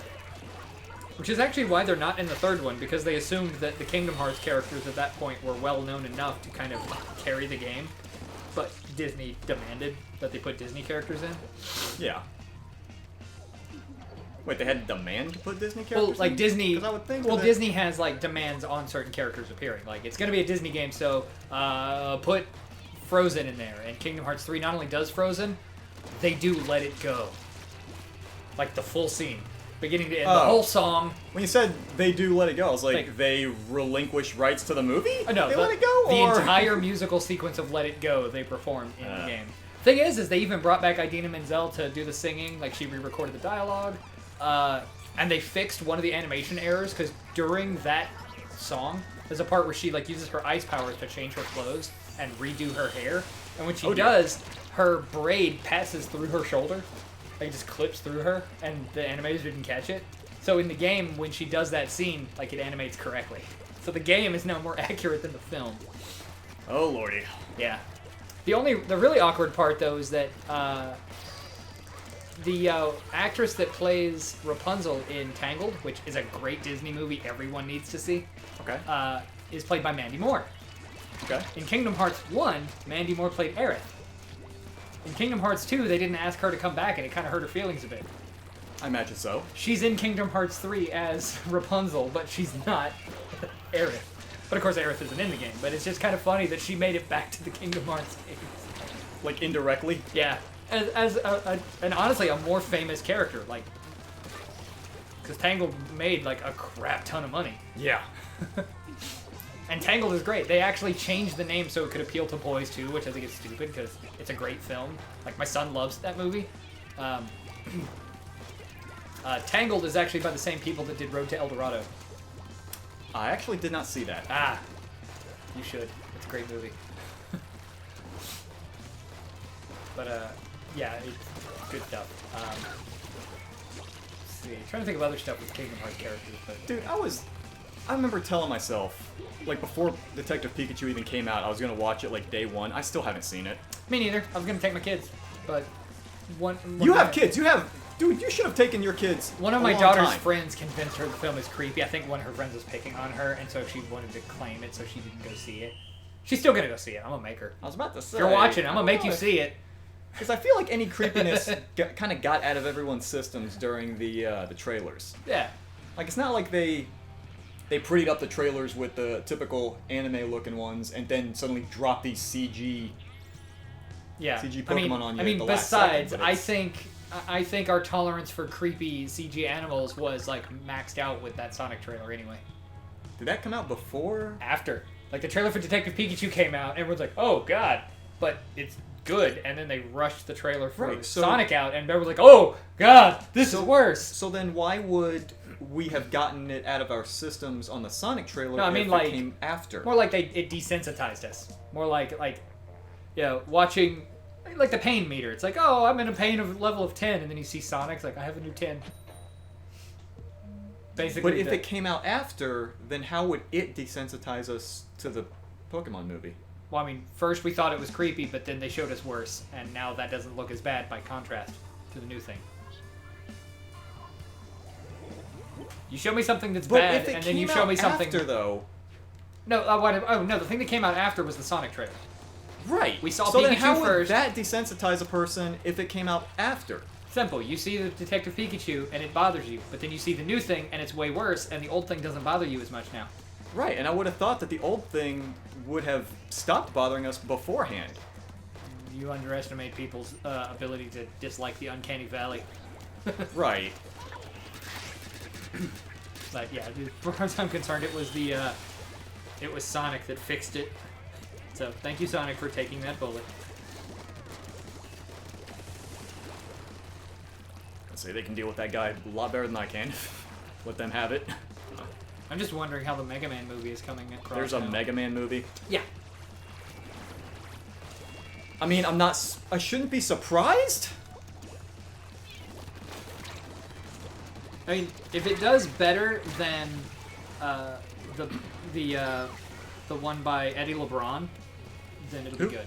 An independent filmmaker who just makes movies for fun on like a $3,000 budget. He got permission to make a fan-made Mega Man movie, so long as he didn't profit from it. You know, like he could cover costs if he needed to by like selling DVDs, but he could never turn a profit. Like he can't pocket the money for himself. Yeah, but they also provided him with like an orchestral score featuring Mega Man 2 music. And it's actually really good. The guy playing Dr. Wily knows exactly what movie he's in, to like a Raul Julia in Street Fighter degree. Okay, I'm good with that. Yeah, exactly. But the film manages to have a little bit of heart. They get Japanese-American actors to play Mega Man and Roll. And Roll is as ditzy and kind of annoying as you could imagine. Okay. Proto Man's in it, and he's like a brooding one who knows that he's damaged, and he's trying to find a way to fix his defective power core before he goes nuclear. Like, because that's actually, apparently I looked into it, yeah, apparently that's part of Proto Man's backstory, is that he's defective and he knows he's gonna die, and when he dies, it'll be bad for everyone because it's his power core malfunctioning. So he's just traveling the world as a Ronin, looking for meaning in life before the end, and like that's pretty good. But even Dr. Wily's motivations are kind of sound. He wants him to blow stuff up. Well, no, he wants to like take the perfected their perfected role androids and be like, we need to market these, we need to produce these for everyone. And we have these other masters, and the thing is, there's an evolution to them. Some look way more robotic than others. Like Cutman just looks like a weird CG robot, and the CG is like Sharknado levels of bad. Oh, good. Yeah, I mean, but then again, you know, $3,000 budget. I can completely forgive the cheese. Okay, point taken. But like the slow moments where the characters are just trying to figure out who they are as people, like Rock doesn't necessarily want to be a fighting, you know, machine. But at the same time, when Super Fighting Robot? Yeah. Mega Man? I think they make reference to that theme song at least once, I hope they don't. Also... And yet I hope they do at the same time. Dr. Wily, quote, wants to take over the world at least once in the film. He says it that way. Please say that Dr. Light tells Mega Man that he has to stop Dr. Wily. No, but actually the guy playing Dr. Light, he doesn't have the white hair, he's got brown hair. But... he actually does feel like a realistic Thomas Light. Also, that's Mega Man. Pass. Ooh. Hard pass. It's better than that idea. I don't know. It's Vin Diesel. I'm gonna make you watch this trailer eventually because it's actually really it's a really good movie.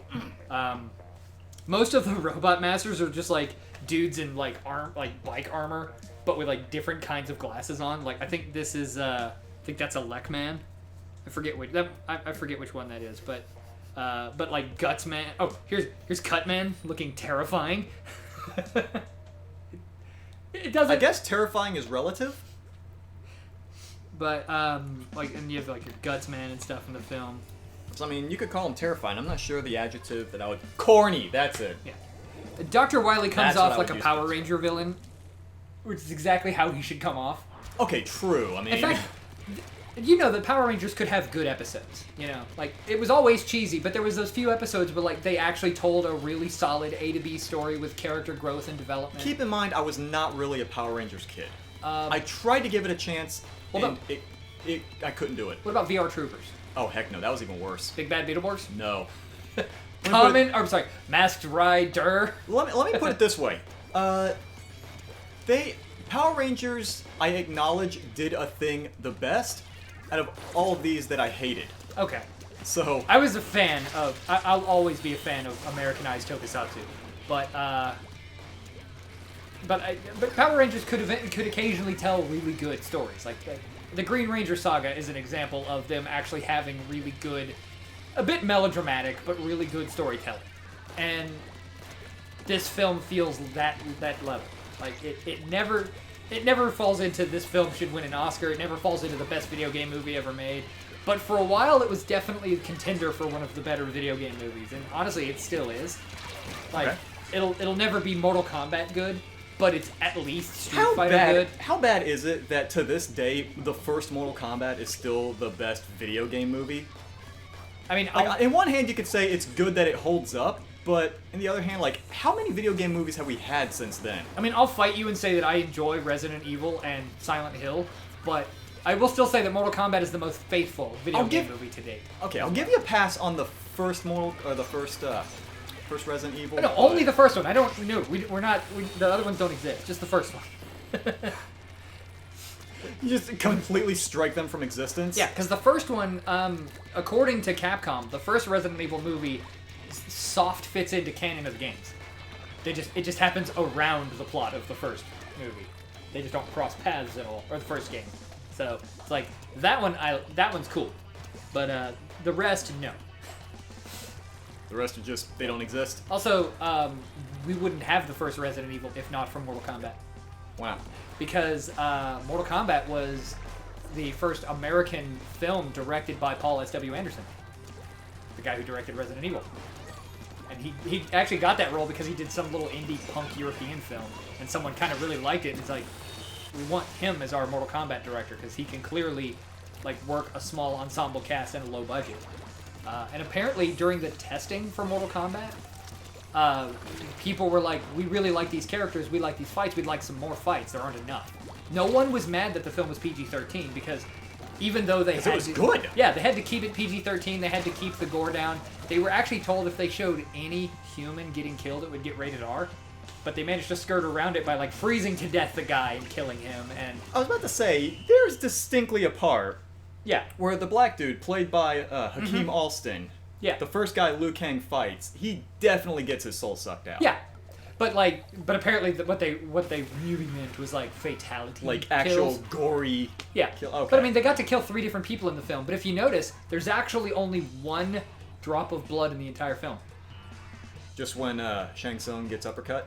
Yeah. Just that blood is like the only blood in the whole movie. That little bitty. Yeah. That little bit there. So apparently they had enough time left over at the end of the film. The studio, which originally didn't believe in the movie at all, and kept wanting to scale things back and to cut stuff, they gave them like an extra $1 million to extend some scenes. So they added Reptile in, or they extended the Reptile fight to be the fight against the dude in the suit from the CGI. Because originally the CGI one was supposed to die. CGI one was kind of dumb. Yeah, originally he was supposed to just get stomped on and be dead. But then they then added CG. The whole humanoid fight. Yeah. And then, I love how when he does that, and then you just hear Reptile in the background. They also extended the fight with Scorpion. People are screaming, look at the chat. Oh, what are we missing? I don't know. Rhino's mad about snipers. How can we PB? I'm probably only going to be streaming for like another half hour at most, to be honest, because we do need to record in a bit. Is that all? Like, getting at snipers and the fact that I'm talking to Brian? And you talking about a Mortal Kombat movie, which is great! Well, you know that awesome Scorpion fight? Yes. How it's like in 2 halves? Yeah. The second half where they're in hell, all of that was added back to added in post for the film. Oh, nice. Also, that was the good stuff right there. Originally, Kano was supposed to be just knocked out and spared. But they re-edited the scene to add her killing him. About to say, I distinctly remember Sonya snapping his neck too. Yeah. Also, we're hanging on this mode screen for a while. Yeah. I think someone disconnected. Retro. Let's see. There's another bit that I learned about the movie that's interesting. The guy playing Liu Kang. Which one? In the movie or the game? In the movie. Okay. There was a Robin scene. Show? Yeah. There was a part where he was fighting against. I want to say it was either his fight against Reptile or his fight against Sub-Zero. The stunt coordinator is like, because all of the actors were totally down to do their own stunts for the fights. Okay. Which, that's pretty cool. It's less likely they have to do shots from behind and stuff, you know? Yeah. The stunt coordinator's like, look, you might actually get hit during these. You know, that's just how these choreographed things go. If you get hit, take it, because it's gonna look real and you won't have to do it again. And apparently, in one scene, where Liu Kang gets like thrown into some rocks and falls down, he broke 3 ribs in that shot. And he gets back up and he continues the fight in a long extended scene. And there was a part where the actor playing Johnny Cage, he Wait, who? Which? Did you say Reptile or who? It was the fight against Reptile or Sub-Zero. I forget which of the fights, but he broke 3 ribs in that scene. It must have been Reptile because there were no rocks in the Sub-Zero fight. Yeah. And it was all in an enclosed area. Yeah, and the actor playing Scorpion accidentally kicked Johnny Cage so hard it damaged one of his kidneys briefly, and he was literally pissing blood. Oh! And he said it was the worst pain he'd ever been in his life, but the fight looked so good. He's like, I love this, you know. And they actually filmed the film beautifully. The warehouse they rented to build sets in was actually the hangar set. So they just like quickly dressed it up like a hangar so they could do that first fight scene with Johnny Cage. This is the part where you fall down. This is where you fall down. Yeah, and then like within the hour they started dressing it up as another set. Yeah. And like a whole bunch of the film, like Christopher Lambert, his agent and like casting studio and all this were like, oh, he can he'll be in the film, but he can only be in America. We're gonna charge you an extra, you know, $35,000 a day if he has to leave the country. Yeah, he didn't. His own agent and stuff did. And when he found out that they were gonna shoot a bunch of scenes without him and just add him in post, he's like, And on his own dime, he flew out there. Nice. And because Paul Anderson was like kind of a newer director, he also gave him advice. he bought food for all the crew, and like he was apparently just the greatest person. And he was sort of the uncle of the... Yeah, and like everyone there, like people would yell Highlander, and he would just like raise his thumbs at him and stuff. And here's the craziest part. Yeah. He was their second choice. For... Raiden. Oh. You know who their first choice was? Who's first choice? Sean Connery. Ugh. So when they couldn't get him, they went with the other guy. You know what? I'm kind of glad they went with Christopher Lambert. Yeah. Yeah. And like, that movie is so good that they rewrote some character bios for it. Yeah. They redid the, that was how they added the idea for the 10 Mortal Kombat victories to invade a realm. Yeah. I remember that. And, Kano was supposed to be Japanese. Chinese, yeah, or Japanese-American, and... They changed him to Australian because Trevor Goddard did such an amazing job. And here's the craziest part. In the original cuts for the film, he didn't have the metal plate over his eye. Because the special effects guy, he had just finished doing Terminator and another Cyborg movie, and he's like, it'll look too much like it. We can't give him the metal plate. And they started filming it, and they did the right thing. They brought in kids from a local arcade to view the dailies, like the daily footage, to get their opinions. And they were like, where's Kano's faceplate? That's not Kano. And to their credit, they went back and reshot every scene they had filmed with Kano up to that point and gave him that metal eye. But they tweaked it so it didn't look quite the same as it did in the game, because it was a smaller metal plate instead of being half of his face. Right, it was just that quarter of his face. And honestly, that then set the look, you know, the glowing eye and all that. Yeah. Like, they just, yeah. Everything about the first Mortal Kombat movie says that the people making it actually cared. They gave were a crap. passionate, and they wanted to make this. One person wasn't so passionate. Who dat? Ed Boon. Really? He's like, this movie, well, once he saw the finished product, he thought it was great. But at first he was like, there's no way this is going to get finished. The studio's going to pull the plug. I mean, I've got my paycheck already, but like, there's no way. But they actually made it work? Yeah, and anytime they needed anything from him, he was there. Like, the get over here line, that's Ed Boon. Yeah, I know. He still does the get over here, and considering it's different from the current actual voice actor for Scorpion, it's still a bit jarring to hear him say it. It is. It really is. Because I can watch a cutscene with Scorpion in it, and I'm thinking, all right, cool. This guy has the voice to be Scorpion. I believe that this is, the character that he says he is. And then I hear the get over here after Spear, and I'm like, that's not him anymore. That's just Ed Boon yelling. Yeah. There was one other actor who had such a great time filming Mortal Kombat that he begged to be in the sequel. Who? The actor who plays Sub-Zero in the sequel was the actor who played Scorpion. Really? Yeah. He wanted to be in the sequel because his kids apparently loved that he was in it, so he's like, I want to be in the sequel. I still think my favorite story about any Mortal Kombat actor wasn't from the movie; it was from one of the games. Mm-hmm. You remember Mortal Kombat 3 when they first showed Sub-Zero without his mask and he had the scar over his eye? Yeah. I love that the actor that played him in the game, he just walked up behind some kid that was playing Mortal Kombat in the arcades, and the kid didn't even know that the guy playing Sub-Zero was right behind him. I still think that's like my favorite story out of all of the... Well, like, fatalities in general were originally meant to be hidden and so hard to accomplish that, like, just some rando kid would, like, rip someone's spine out and then go to tell his friends and nobody would believe him. No, that didn't happen. That wasn't real. Yeah. I want to say Ed Boon pulled that trick, too, at a kid in an arcade. Like, walked up, put a couple of quarters in for him, and he's like, no one will ever believe this story. And walked away. And just walks away? Yeah. Well, at the time, I mean, was Ed Boon really recognizable? Well, I mean, it was, like, at, like, one of the launch events for the game. Okay. So, like it was, like, people getting to play test it. So, like, having Ed Boon walk up and just drop some quarters in the machine, he's like, no one will ever believe I feel like that point still stands a bit. Yeah. But it's still just neat.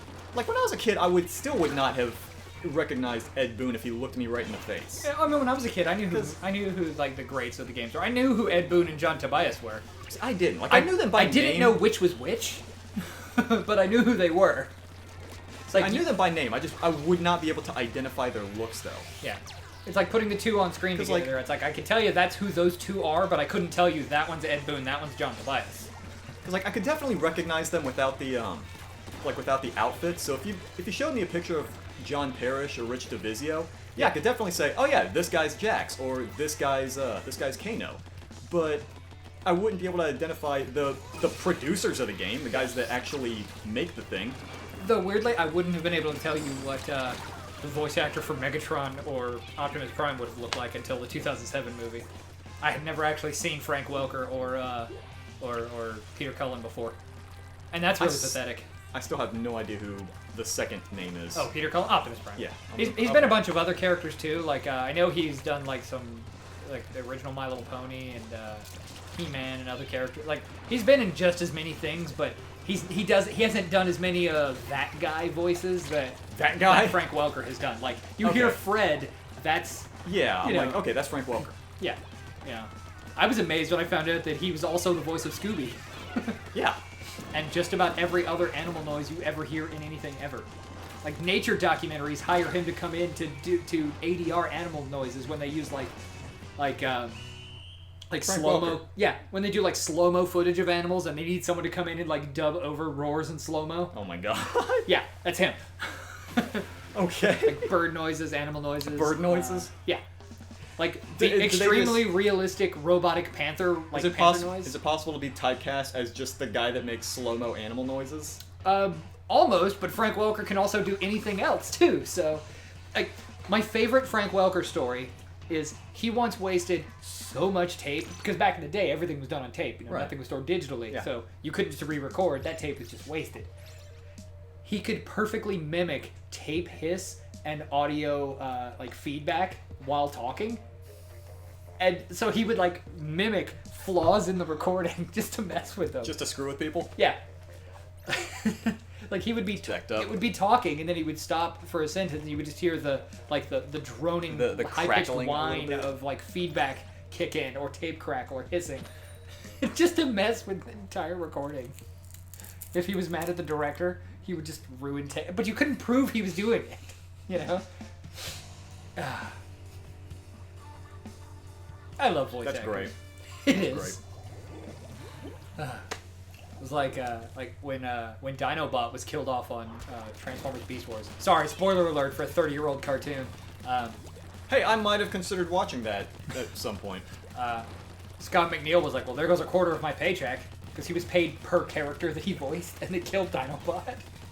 He was the highest paid actor on the show because he was. Wait, there's just a character named Dinobot? Yeah. I thought it was a classification. It is, but the character of Dinobot was also on the show. So it was two different. Okay. Yeah. Dinobot was a Velociraptor, which was makes sense. Yeah. Though interestingly, his Velociraptor toy was later repainted in white as the original Grimlock Tyrannosaurus. Mm-hmm. Though the best punny repaint is the purple Tyrannosaurus Megatron toy. Punny repaint? Yeah, like a repaint that's a terrible pun. Where they just repaint it, give it a new name, and release it as a new character. They have an all-red version of the Beast Wars Megatron Tyrannosaurus mold, and his name is T-Rex. W-R-E-C-K-S. Yeah, T-Rex. I love that one. It's actually, that was the first way that I had that Beast Wars Megatron mold. I finally have it in proper Barney purple. Proper Barney purple? Yeah. As opposed to a fake one? What's the proper purple of Barney? True. They made Megatron purple as a Tyrannosaurus on purpose. You know they did it. They had to.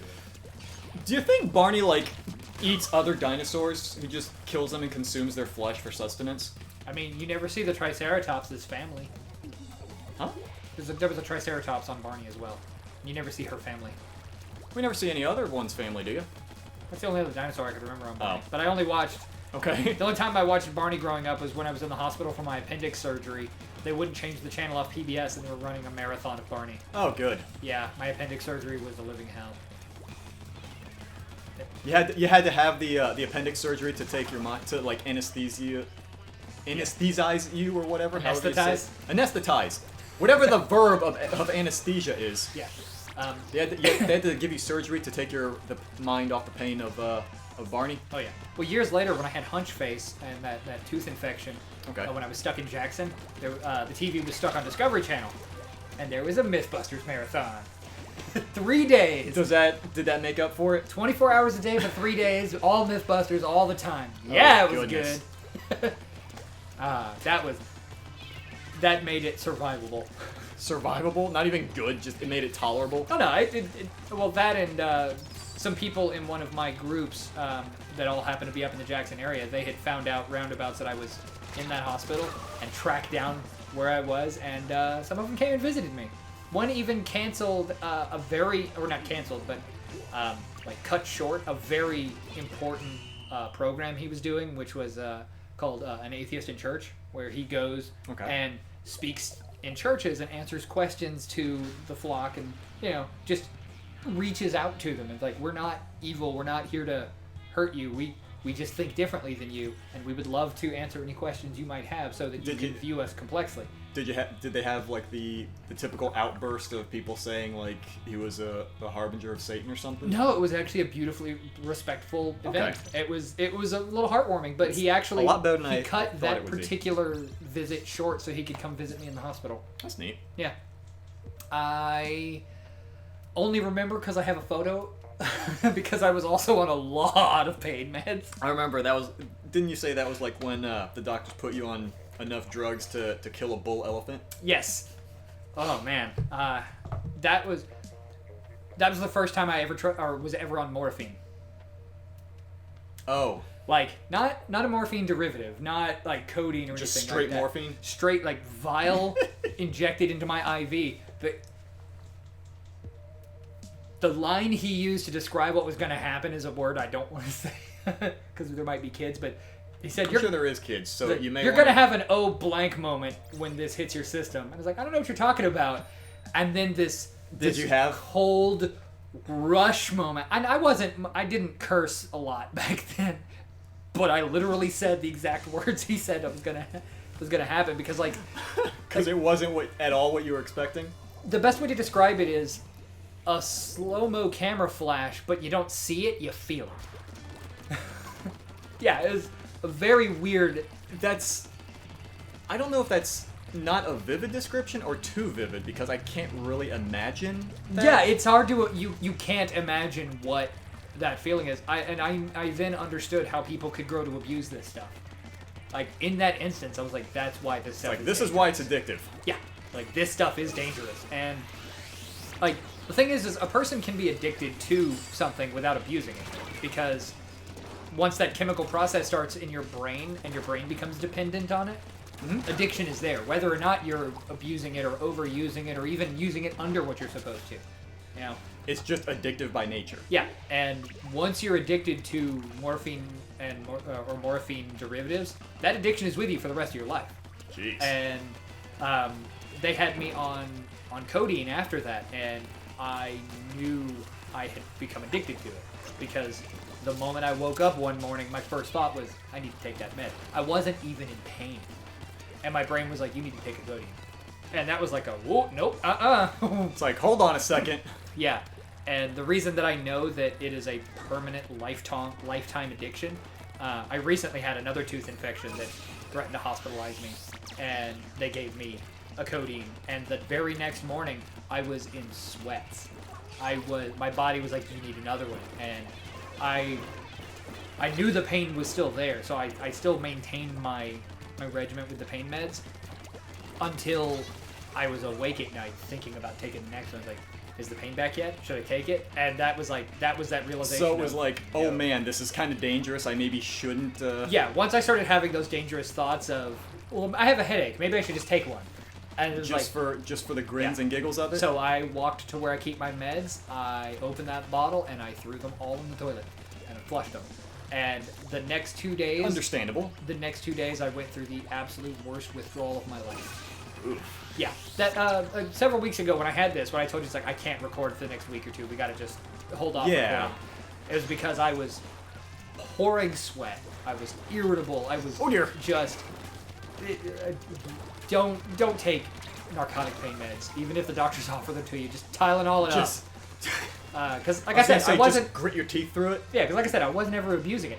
But as soon as that thought hit my head that, oh, maybe you should take one, I was like, yeah, no. Maybe you should not take one. Yeah, when my brain started looking for excuses, I took the other meds they still needed me to take. I wasn't going to, abandon my antibiotics. But yeah. But the super addictive stuff, maybe. Oh yeah, I now know I am absolutely addicted to narcotic pain meds, and I have to watch myself because I refuse to be like some of my family. You know, one of my uncles, he was a bad heroin addict, and that comes from morphine. He was permanently banned from any back then it was called the WWF, any wrestling events. Right. Because at one of the earliest WrestleManias, while out of his mind on heroin, he jumped into the ring and tried to hit a wrestler with a chair. Yeah. And that's why I am actually way more harsh on people than I should be when it comes to addiction. I am actually, when I know someone's abusing drugs, rather than take the proper route of caring for them and trying to help them, I had a bad problem of turning into the worst jerk towards them. Like, treating them like... I think, was it Mitch Hedberg? Oh, God. The way that he would joke about it, it's like, addiction is the only disease that people can get mad at you for having. You know? Well, Mitch Hedberg just had a whole bunch of those really hilarious observational jokes. It's like, Bob, dang it, you have cancer. Doesn't sound as bad as, dang it, you're an alcoholic. You know? It's like that was actually the realization that I was being maybe too mean about other people's addictive issues. I still think one of my favorite jokes by him is his whole ducks eat for free at Subway. Oh, of course, that's the greatest story ever told. It is. I love it. I love it. The oh God, there was, but I do have. if y'all haven't heard that before, just type Mitch Hedberg duck into it's YouTube. fantastic. And there are tons of videos of it, including some hilarious ones with Naruto footage. Oh, I remember. I remember that dude made those animated ones. There was a lot of them have been taken down now, sadly. I imagine so. The Pablo yeah. Francisco one is almost impossible to find. Ah, for real? Yeah. You're like one of the better ones. I love the Maria. Maria. Por qué? Por qué, Maria? But the oh shoot, I had a not for me, but there was a there was a apparently story. you're against Twitch streamer Zeta XD. Oh. And now they're like, we don't exist. Sorry guys, when I get on one of my nerdy chat fests, I forget that y'all are there. Is that good? I don't know. I don't know how famous this guy is. Is it? I assume he is. If other people know of him. We're not famous enough to know other famous people. The famous people I know are just because I troll the right groups. But well, oh shoot, what was I saying? The only addiction story I know of for any substance abuse, and this isn't even really mine, it's just something else that happened in my family, was, because I thought it was humorous. My grandparents, when they were around, early on, they used to be addicted to cigarettes. You know, nothing super huge. I mean, cigarettes are super huge by nature, but you know what I mean. But the, what's it called? I had, not me. So my grandparents were addicted to cigarettes. They used to work at the shipyard, and my grandmother was talking to a friend of hers, and she asked some friend of hers. I don't remember his name. I'll just say John. Yeah. Just for example. But she would ask John, "Hey, do you have a cigarette I can borrow?" And he says, "I do have a cigarette, but you can't borrow it. I only have one left." And she's like, "Well, how come I can't just get one? I'll loan you back one." And John says, "Well, I only have one left, and I need to keep it.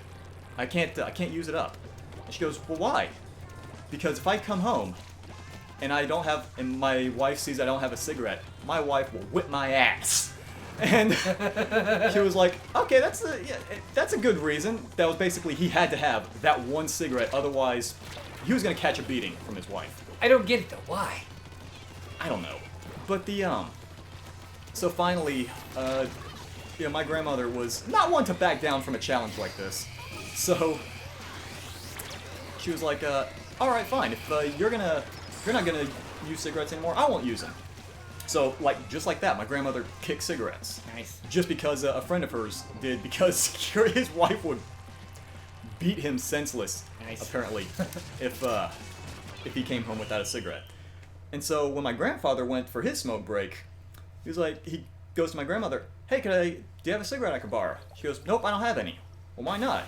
Or, I don't have any, I quit." And this caught my grandfather off guard, like, "Wait, when'd you quit?"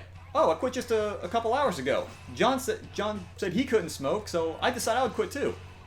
Okay, I'll quit too, and just like that, my grandparents just kicked their smoking addictions. That's awesome. It's like, okay, I mean, that's a lot cheaper than going through some, well, did they have nicotine patches back in like the early 80s? Yeah. They did? Yeah. Okay. God, I can't even quit Mountain Dew for a day. I once... Like one of the most addictive legal substances, and they're just like, alright, I'm done. I mean, here's the thing. I used to keep a cigarette in the house. Okay. Cigarette, singular? Yeah. Okay. I kept it on top of my fridge. And my sister likes to pry into my life, like way too much. And bear in mind, I've got a lung tumor because of her smoking.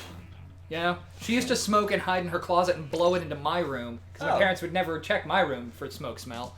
And as a result of all the secondhand smoke I was exposed to growing up, I've got a friendly little lung tumor. It's harmless, it's not going to kill me. Friendly little? Yeah, I named it Lung Buddy. That sounds less like a name, more like a title. No, Lung Buddy. It's like you name it like Jeff, but it's got the title Lung Buddy. Like it just on Jeff's desk, he puts a little little placard. Yeah, is that what those little things are called? The triangular little name tag things? Yeah, placard. But but she's like going through my kitchen, and she starts yelling at me for having a cigarette in my kitchen. And here's why. Your sister. Yeah. Who used to smoke. Who still does. She still smokes? Yeah. I didn't know she still smokes. Mm-hmm. I've never seen her smoke. Oh yeah. I mean, then again, I see her like once several years, so. Yeah, I mean, she married a pot grower. Really? Yeah, found out my dad smokes pot. After all of the stuff he put me through about everything growing up, finding out that him and my brother-in-law go to my uncle's house to smoke weed just really irritated me. I don't like hypocrisy. Understandable. I also don't like weed, so. Well, yeah. Didn't you say you have a deathly allergy to it? Yeah, I'm allergic to quite a few things, and that's why I kept the cigarette around.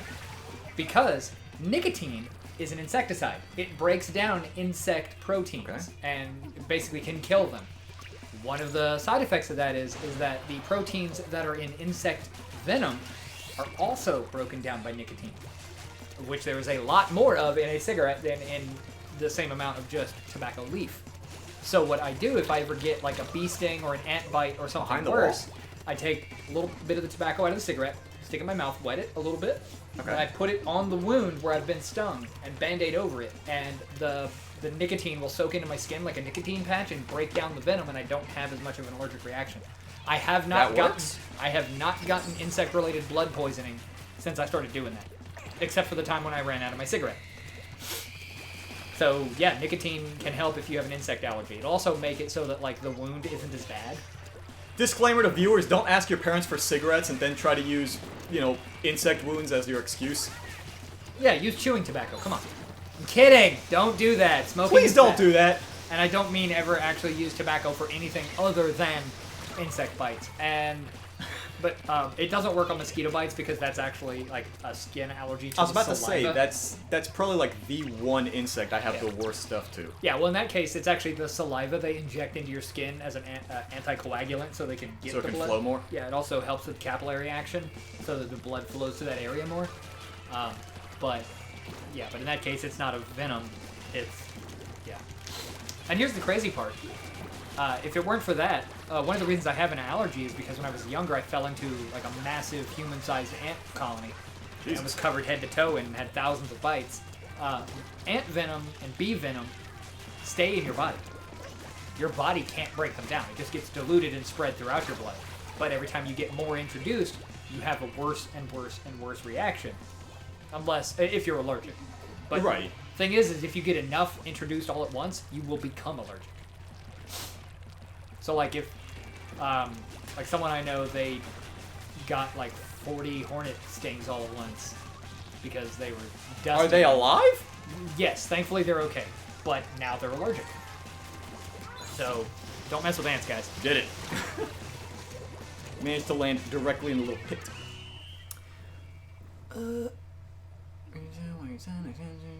For Splatfest. Yeah, I'm a little bit disappointed that everything's ending. I mean, they did tell us ahead of time, like pretty much right from the beginning of Splatoon 2, that they were going to actively support it for 2 years. So it's not like we didn't see it coming.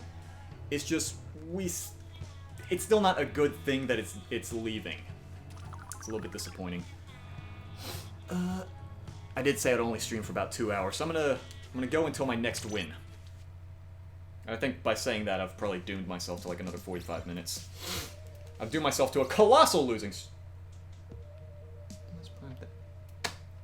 Oh my goodness! Send me that. Send me that, please. I feel like I need to post that in the Discord. That is great. Oh, lordy. I hate how much I like that. That's good.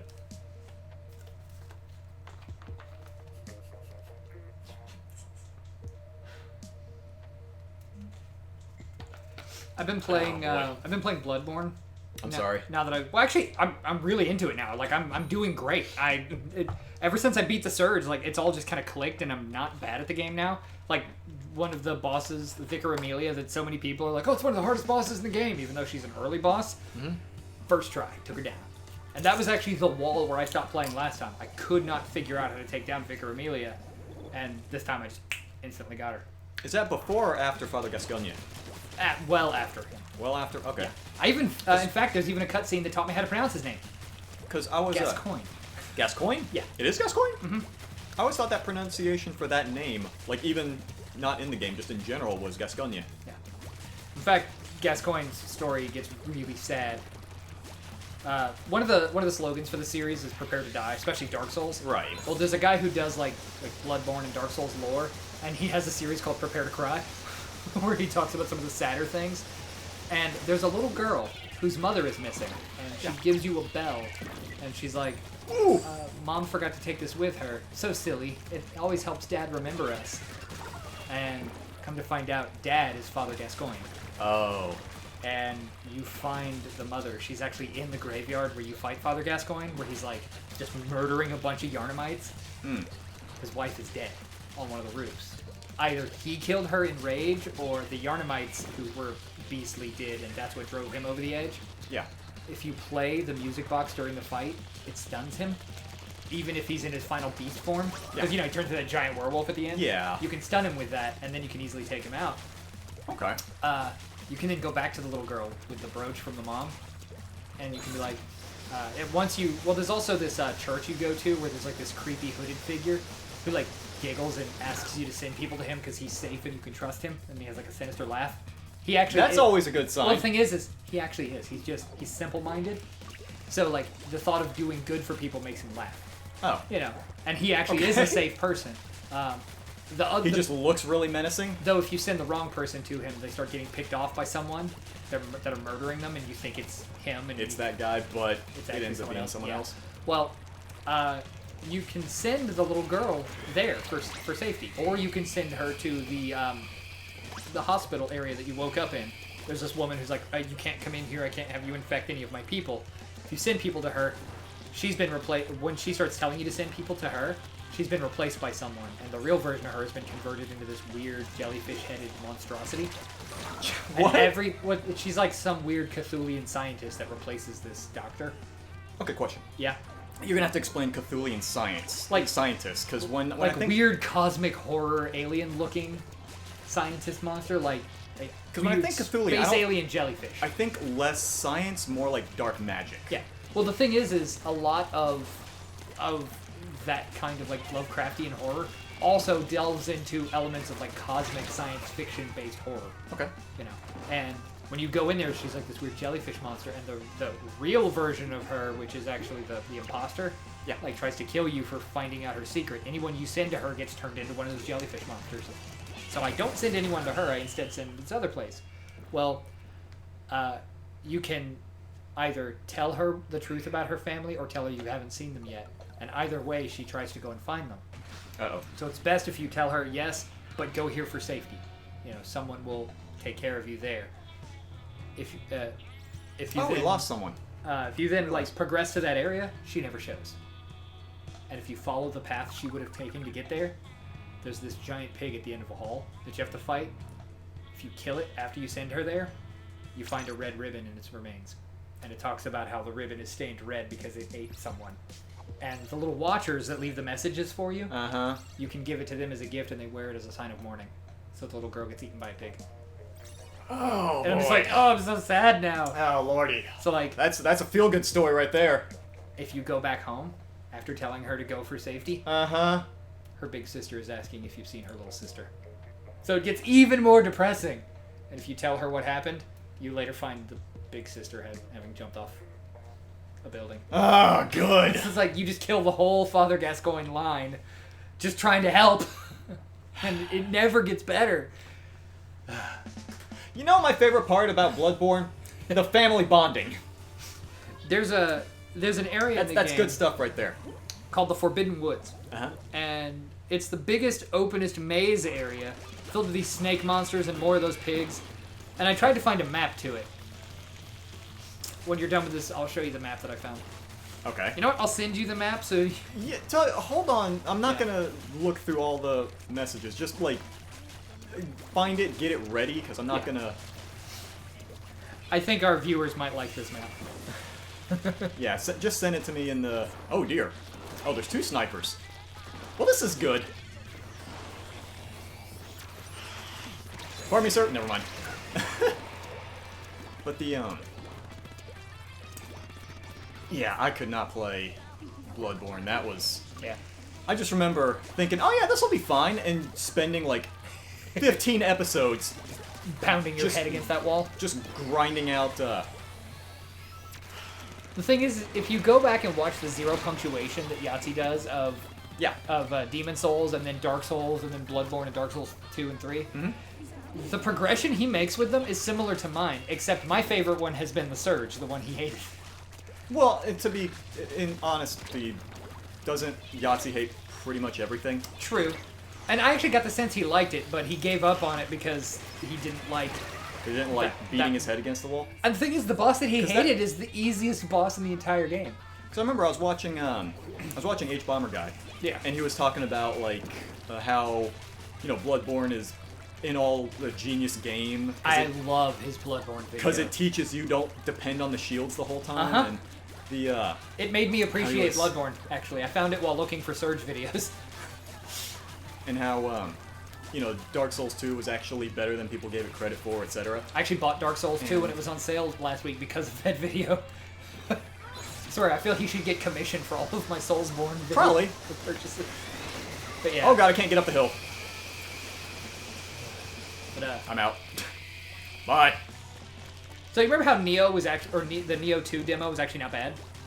I guess. It was a Souls-like, but it was good. Like I liked its mechanics. It didn't feel like it was gonna give me bull. I just remember it throwing a whole bunch of Japanese in our face by default. And I'm wondering how many people had to deal with this, with the game just being Japanese right from the get-go and not giving us any English options. Yeah. Well, you remember me saying, well, I guess I gotta try Neo 1 now, because this is actually pretty good, and I bought it today. You did? Yeah. Wait, it's out? Neo 1.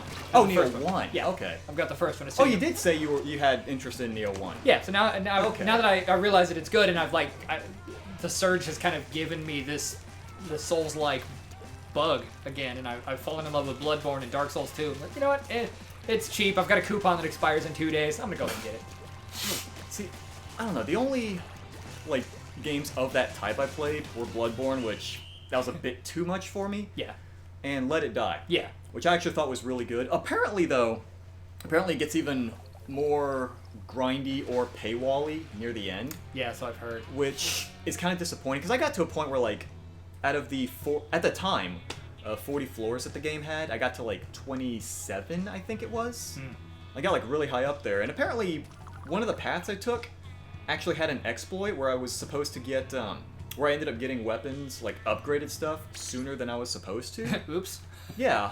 And then they patched it out, but I found out that, you know, I had this advanced stuff I wasn't supposed to have yet, and yet the boss at floor 27 was still ridiculously hard. And I'm thinking, how difficult must it be, like, playing the game the way the developers intended, to where I have, like, you know, characters a rank higher than they're supposed to be at this point, and, like, they're another 20, because, you know, every rank you get, it increases your level cap by, like, 25. So, like, I'm supposed to get here with only a level 50 character. I've got a level 75, and it's still stupid hard. How difficult is this game? This is the map. Oh my god. Okay, I don't know that I can post that in the. It's pretty funny though. I might post it. I might post it, but yeah, it got me thinking. Like, how difficult is this supposed to be? To where I'm 25 levels higher than intended, and it's still stupidly difficult. Like that was just. Like how far did you get in the game, and Let It Die? Not far at all. Never mind. Yeah, I got far enough to introduce you to it, and then you fell in love with it right when I quit playing. Pretty much. Because I distinctly remember that. Because I think that was around the time that I was like, I kind of started getting it with Let It Die, so I was like, maybe I should give Bloodborne a try, and I kind of re-fell in love with Bloodborne. And then I fell out of love with Bloodborne again, and now I'm back in love with it. That's a game where it's like, sometimes it's all I want to play, and then there's times where I'm just like, I don't want to. Where it's like, screw this game, I'm out. Yeah. But I haven't hit any of those moments yet. Like, now that it's clicked with me, anytime I die, it is entirely because I got thirsty and tried to get in when I shouldn't. I've actually had that same thing with Splatoon a few times. Yeah. I think probably my best, the way I think of Splatoon sometimes, there was a meme that came out. It said, like, your most loved game, and it said Splatoon. And then underneath it said, your most hated game, Splatoon. I was like, yeah, this sounds about right. Yeah. It's like me with Amplitude. I love that game, but there are times in which I'm like, I'll start, and then I'll mess up that first note. And you're like, F it, I'm done. Yeah, I'm like, repeat the song. You mess up, get that first mistake, and you immediately restart the song. It's like, I can perfect this, I know I can. And you just get angrier and angrier to the point where you start making more and more mistakes. Yeah. Done! Like, screw it, I'm out. I actually haven't played Amplitude in like a year because after Brain Thing, it became harder and harder to play it. Like, yeah. I just wasn't back to that skill level. I used it while recovering to kind of help get my coordination back, but I've never been able to fully get it back. And so it's really hard to go back into it now. Excuse me, sir. Oh, crap.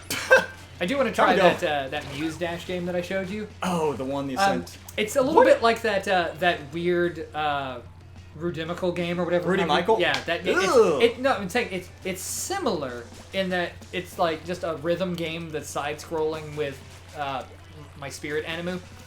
Okay. But it's more about like just up notes and down notes, rapid fire to a beat. So imagine DDR if it was just up and down and hold arrows but way more rapid with how you have to do it. That's how it plays, and it looks like a lot of fun. The songs are all great. The characters you unlock are all kind of adorable. Yeah, I do remember liking some of those looked a little. Oh no, the game is very risque. Yeah, they're all. I was a bit worried. They're all 18 and over according to their bios. According to the bios, you know, safety net. But safety net. But I just for legal reasons they're 18. I can never remember what they're called. The little hopping zombie. Jiangxi. Yeah, the one that dresses up as one is like, this is so cute. I have to show Howie. He's gonna love this. Oh, absolutely. Dude, you know me. Yeah, I knew you'd like that one. Jiangxi's good stuff. And just, she looks so happy, just bouncing back and forth to the beat. She has another outfit where she's in a little airplane that's on a little spring. What system is that for? Is that Switch? It's on Switch, it's on PC, it's probably on PS4. Okay. Yeah. I imagine pretty much everything's on PC at this point. Also, the thing that I said was going to happen absolutely happened. What? I said, I'll go till my next win, and I'm on a losing streak, so I'm, like, still here. Are you just searching? I'm just looking for the GIF so I can find... There it is. The other version of the, Jiangxi, is that how you pronounce Jiangxi. it? Jiangxi. She's ready for fight. Why is she just in a plane? It's also on a spring. It's just one of those toy planes you see, like, outside Walmart or something? Yeah. Why? That's apparently her school outfit. And so she's just chilling in one. Are we okay to play something like that? Yeah, the game that's as bad as it gets. I was about to say, because that's pretty bad. I have concerns. Actually, yeah, it also is this. I'm not concerned anymore. I think we should play that as soon as possible. Yeah, I thought you might. In fact, why am I still playing this? We should play that. Just that. No, I'm gonna see how much it is. When did it I've been out? watching Jesse Cox and whoever his current female partner on the show. Current female partner? He's got numerous ones or something? Normally he's got Dodger, but I don't know this new... I think her name was Krista. I don't know who she is. I haven't seen her in videos of his before, but I also haven't been paying a lot of attention to the channel lately. Okay. Fair enough. This dang old dude.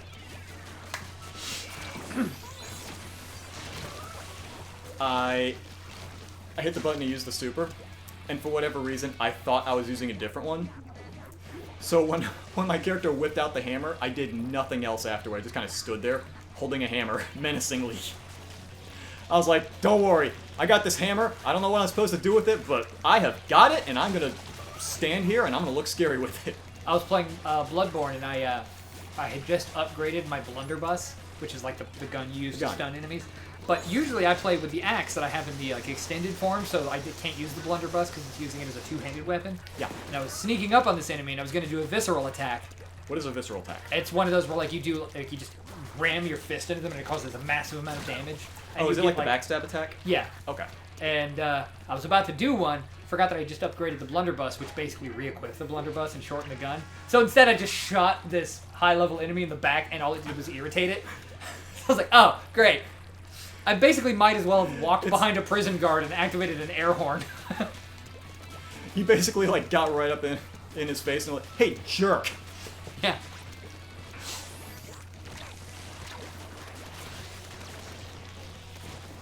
Ooh, lordy.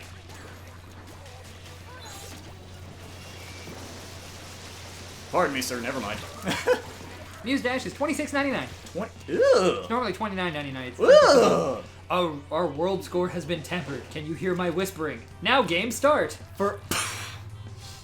You know what? I take it back. It's great. Come and fix the world score tampered with by the mirror code with 3 heroines. This is a world of the perfect combination of traditional music game and cool parkour game, Muse Dash. Cool parkour game? Muse Dash. Muse Dash. Yes. That's literally the next sentence. Just yes. You're destined to be our master. What? I have worries anytime a game tells me I'm supposed to be the master of a primarily female cast. What? You don't have nimble fingers? Meow. Don't be too humble. What? So don't worry, if you do not excel in playing action games, you can still overcome the difficulties by dancing to the music. Choose your favorite heroines to go through the fairy tale-like stages. Now let's get started with our journey to wipe out the adorable monsters. Oh, we're gonna wipe out the adorable monsters, huh? Dance to the music and beat enemies in the air and on the ground with simple 2-button control. Also, watch out for the obstacles inherited from both genre. Muse Dash possesses high difficulty options. With rich collection of songs and music, rhythm game players will find depth and challenge in Muse Dash. Oh hey, I actually won one. Alright, I said I'll go to my next win, so I'm gonna call it here. Okay. Yeah, that went on for like another 15-20 minutes. Yeah. Jeez. Also, what it is the chibi designs that I showed you, yes. They're only in the character select. When you see them, like, doing their main stuff, like, end of stage poses, they're, like, tall, properly proportioned people. Okay. Poor Howie, I keep on losing. See, I don't mind losing so much when, like, if I'm being distracted by something like you talking about... Everything? Whatever form of English that was that you were vomiting from your face hole a second ago. It Ken does the thing. Christ. The, where does choices require the strongest wills? I mean, I don't necessarily know does that qualify as order? I also, I don't think that Papa Smurf there actually, believed in order, because in doing what he did, it just caused chaos. Yeah, I feel like that's... I don't know. It's a bit of a stretch. Also, holy crap, Trevor actually made something for once. Like, ever. Jesus. Okay.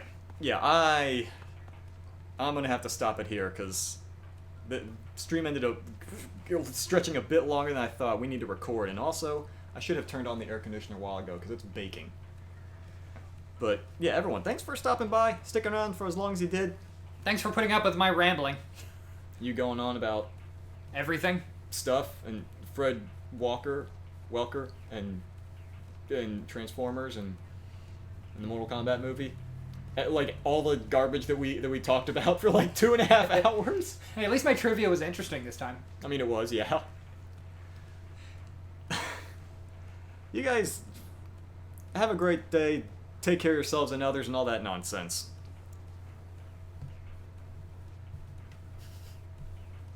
Is that right? Okay.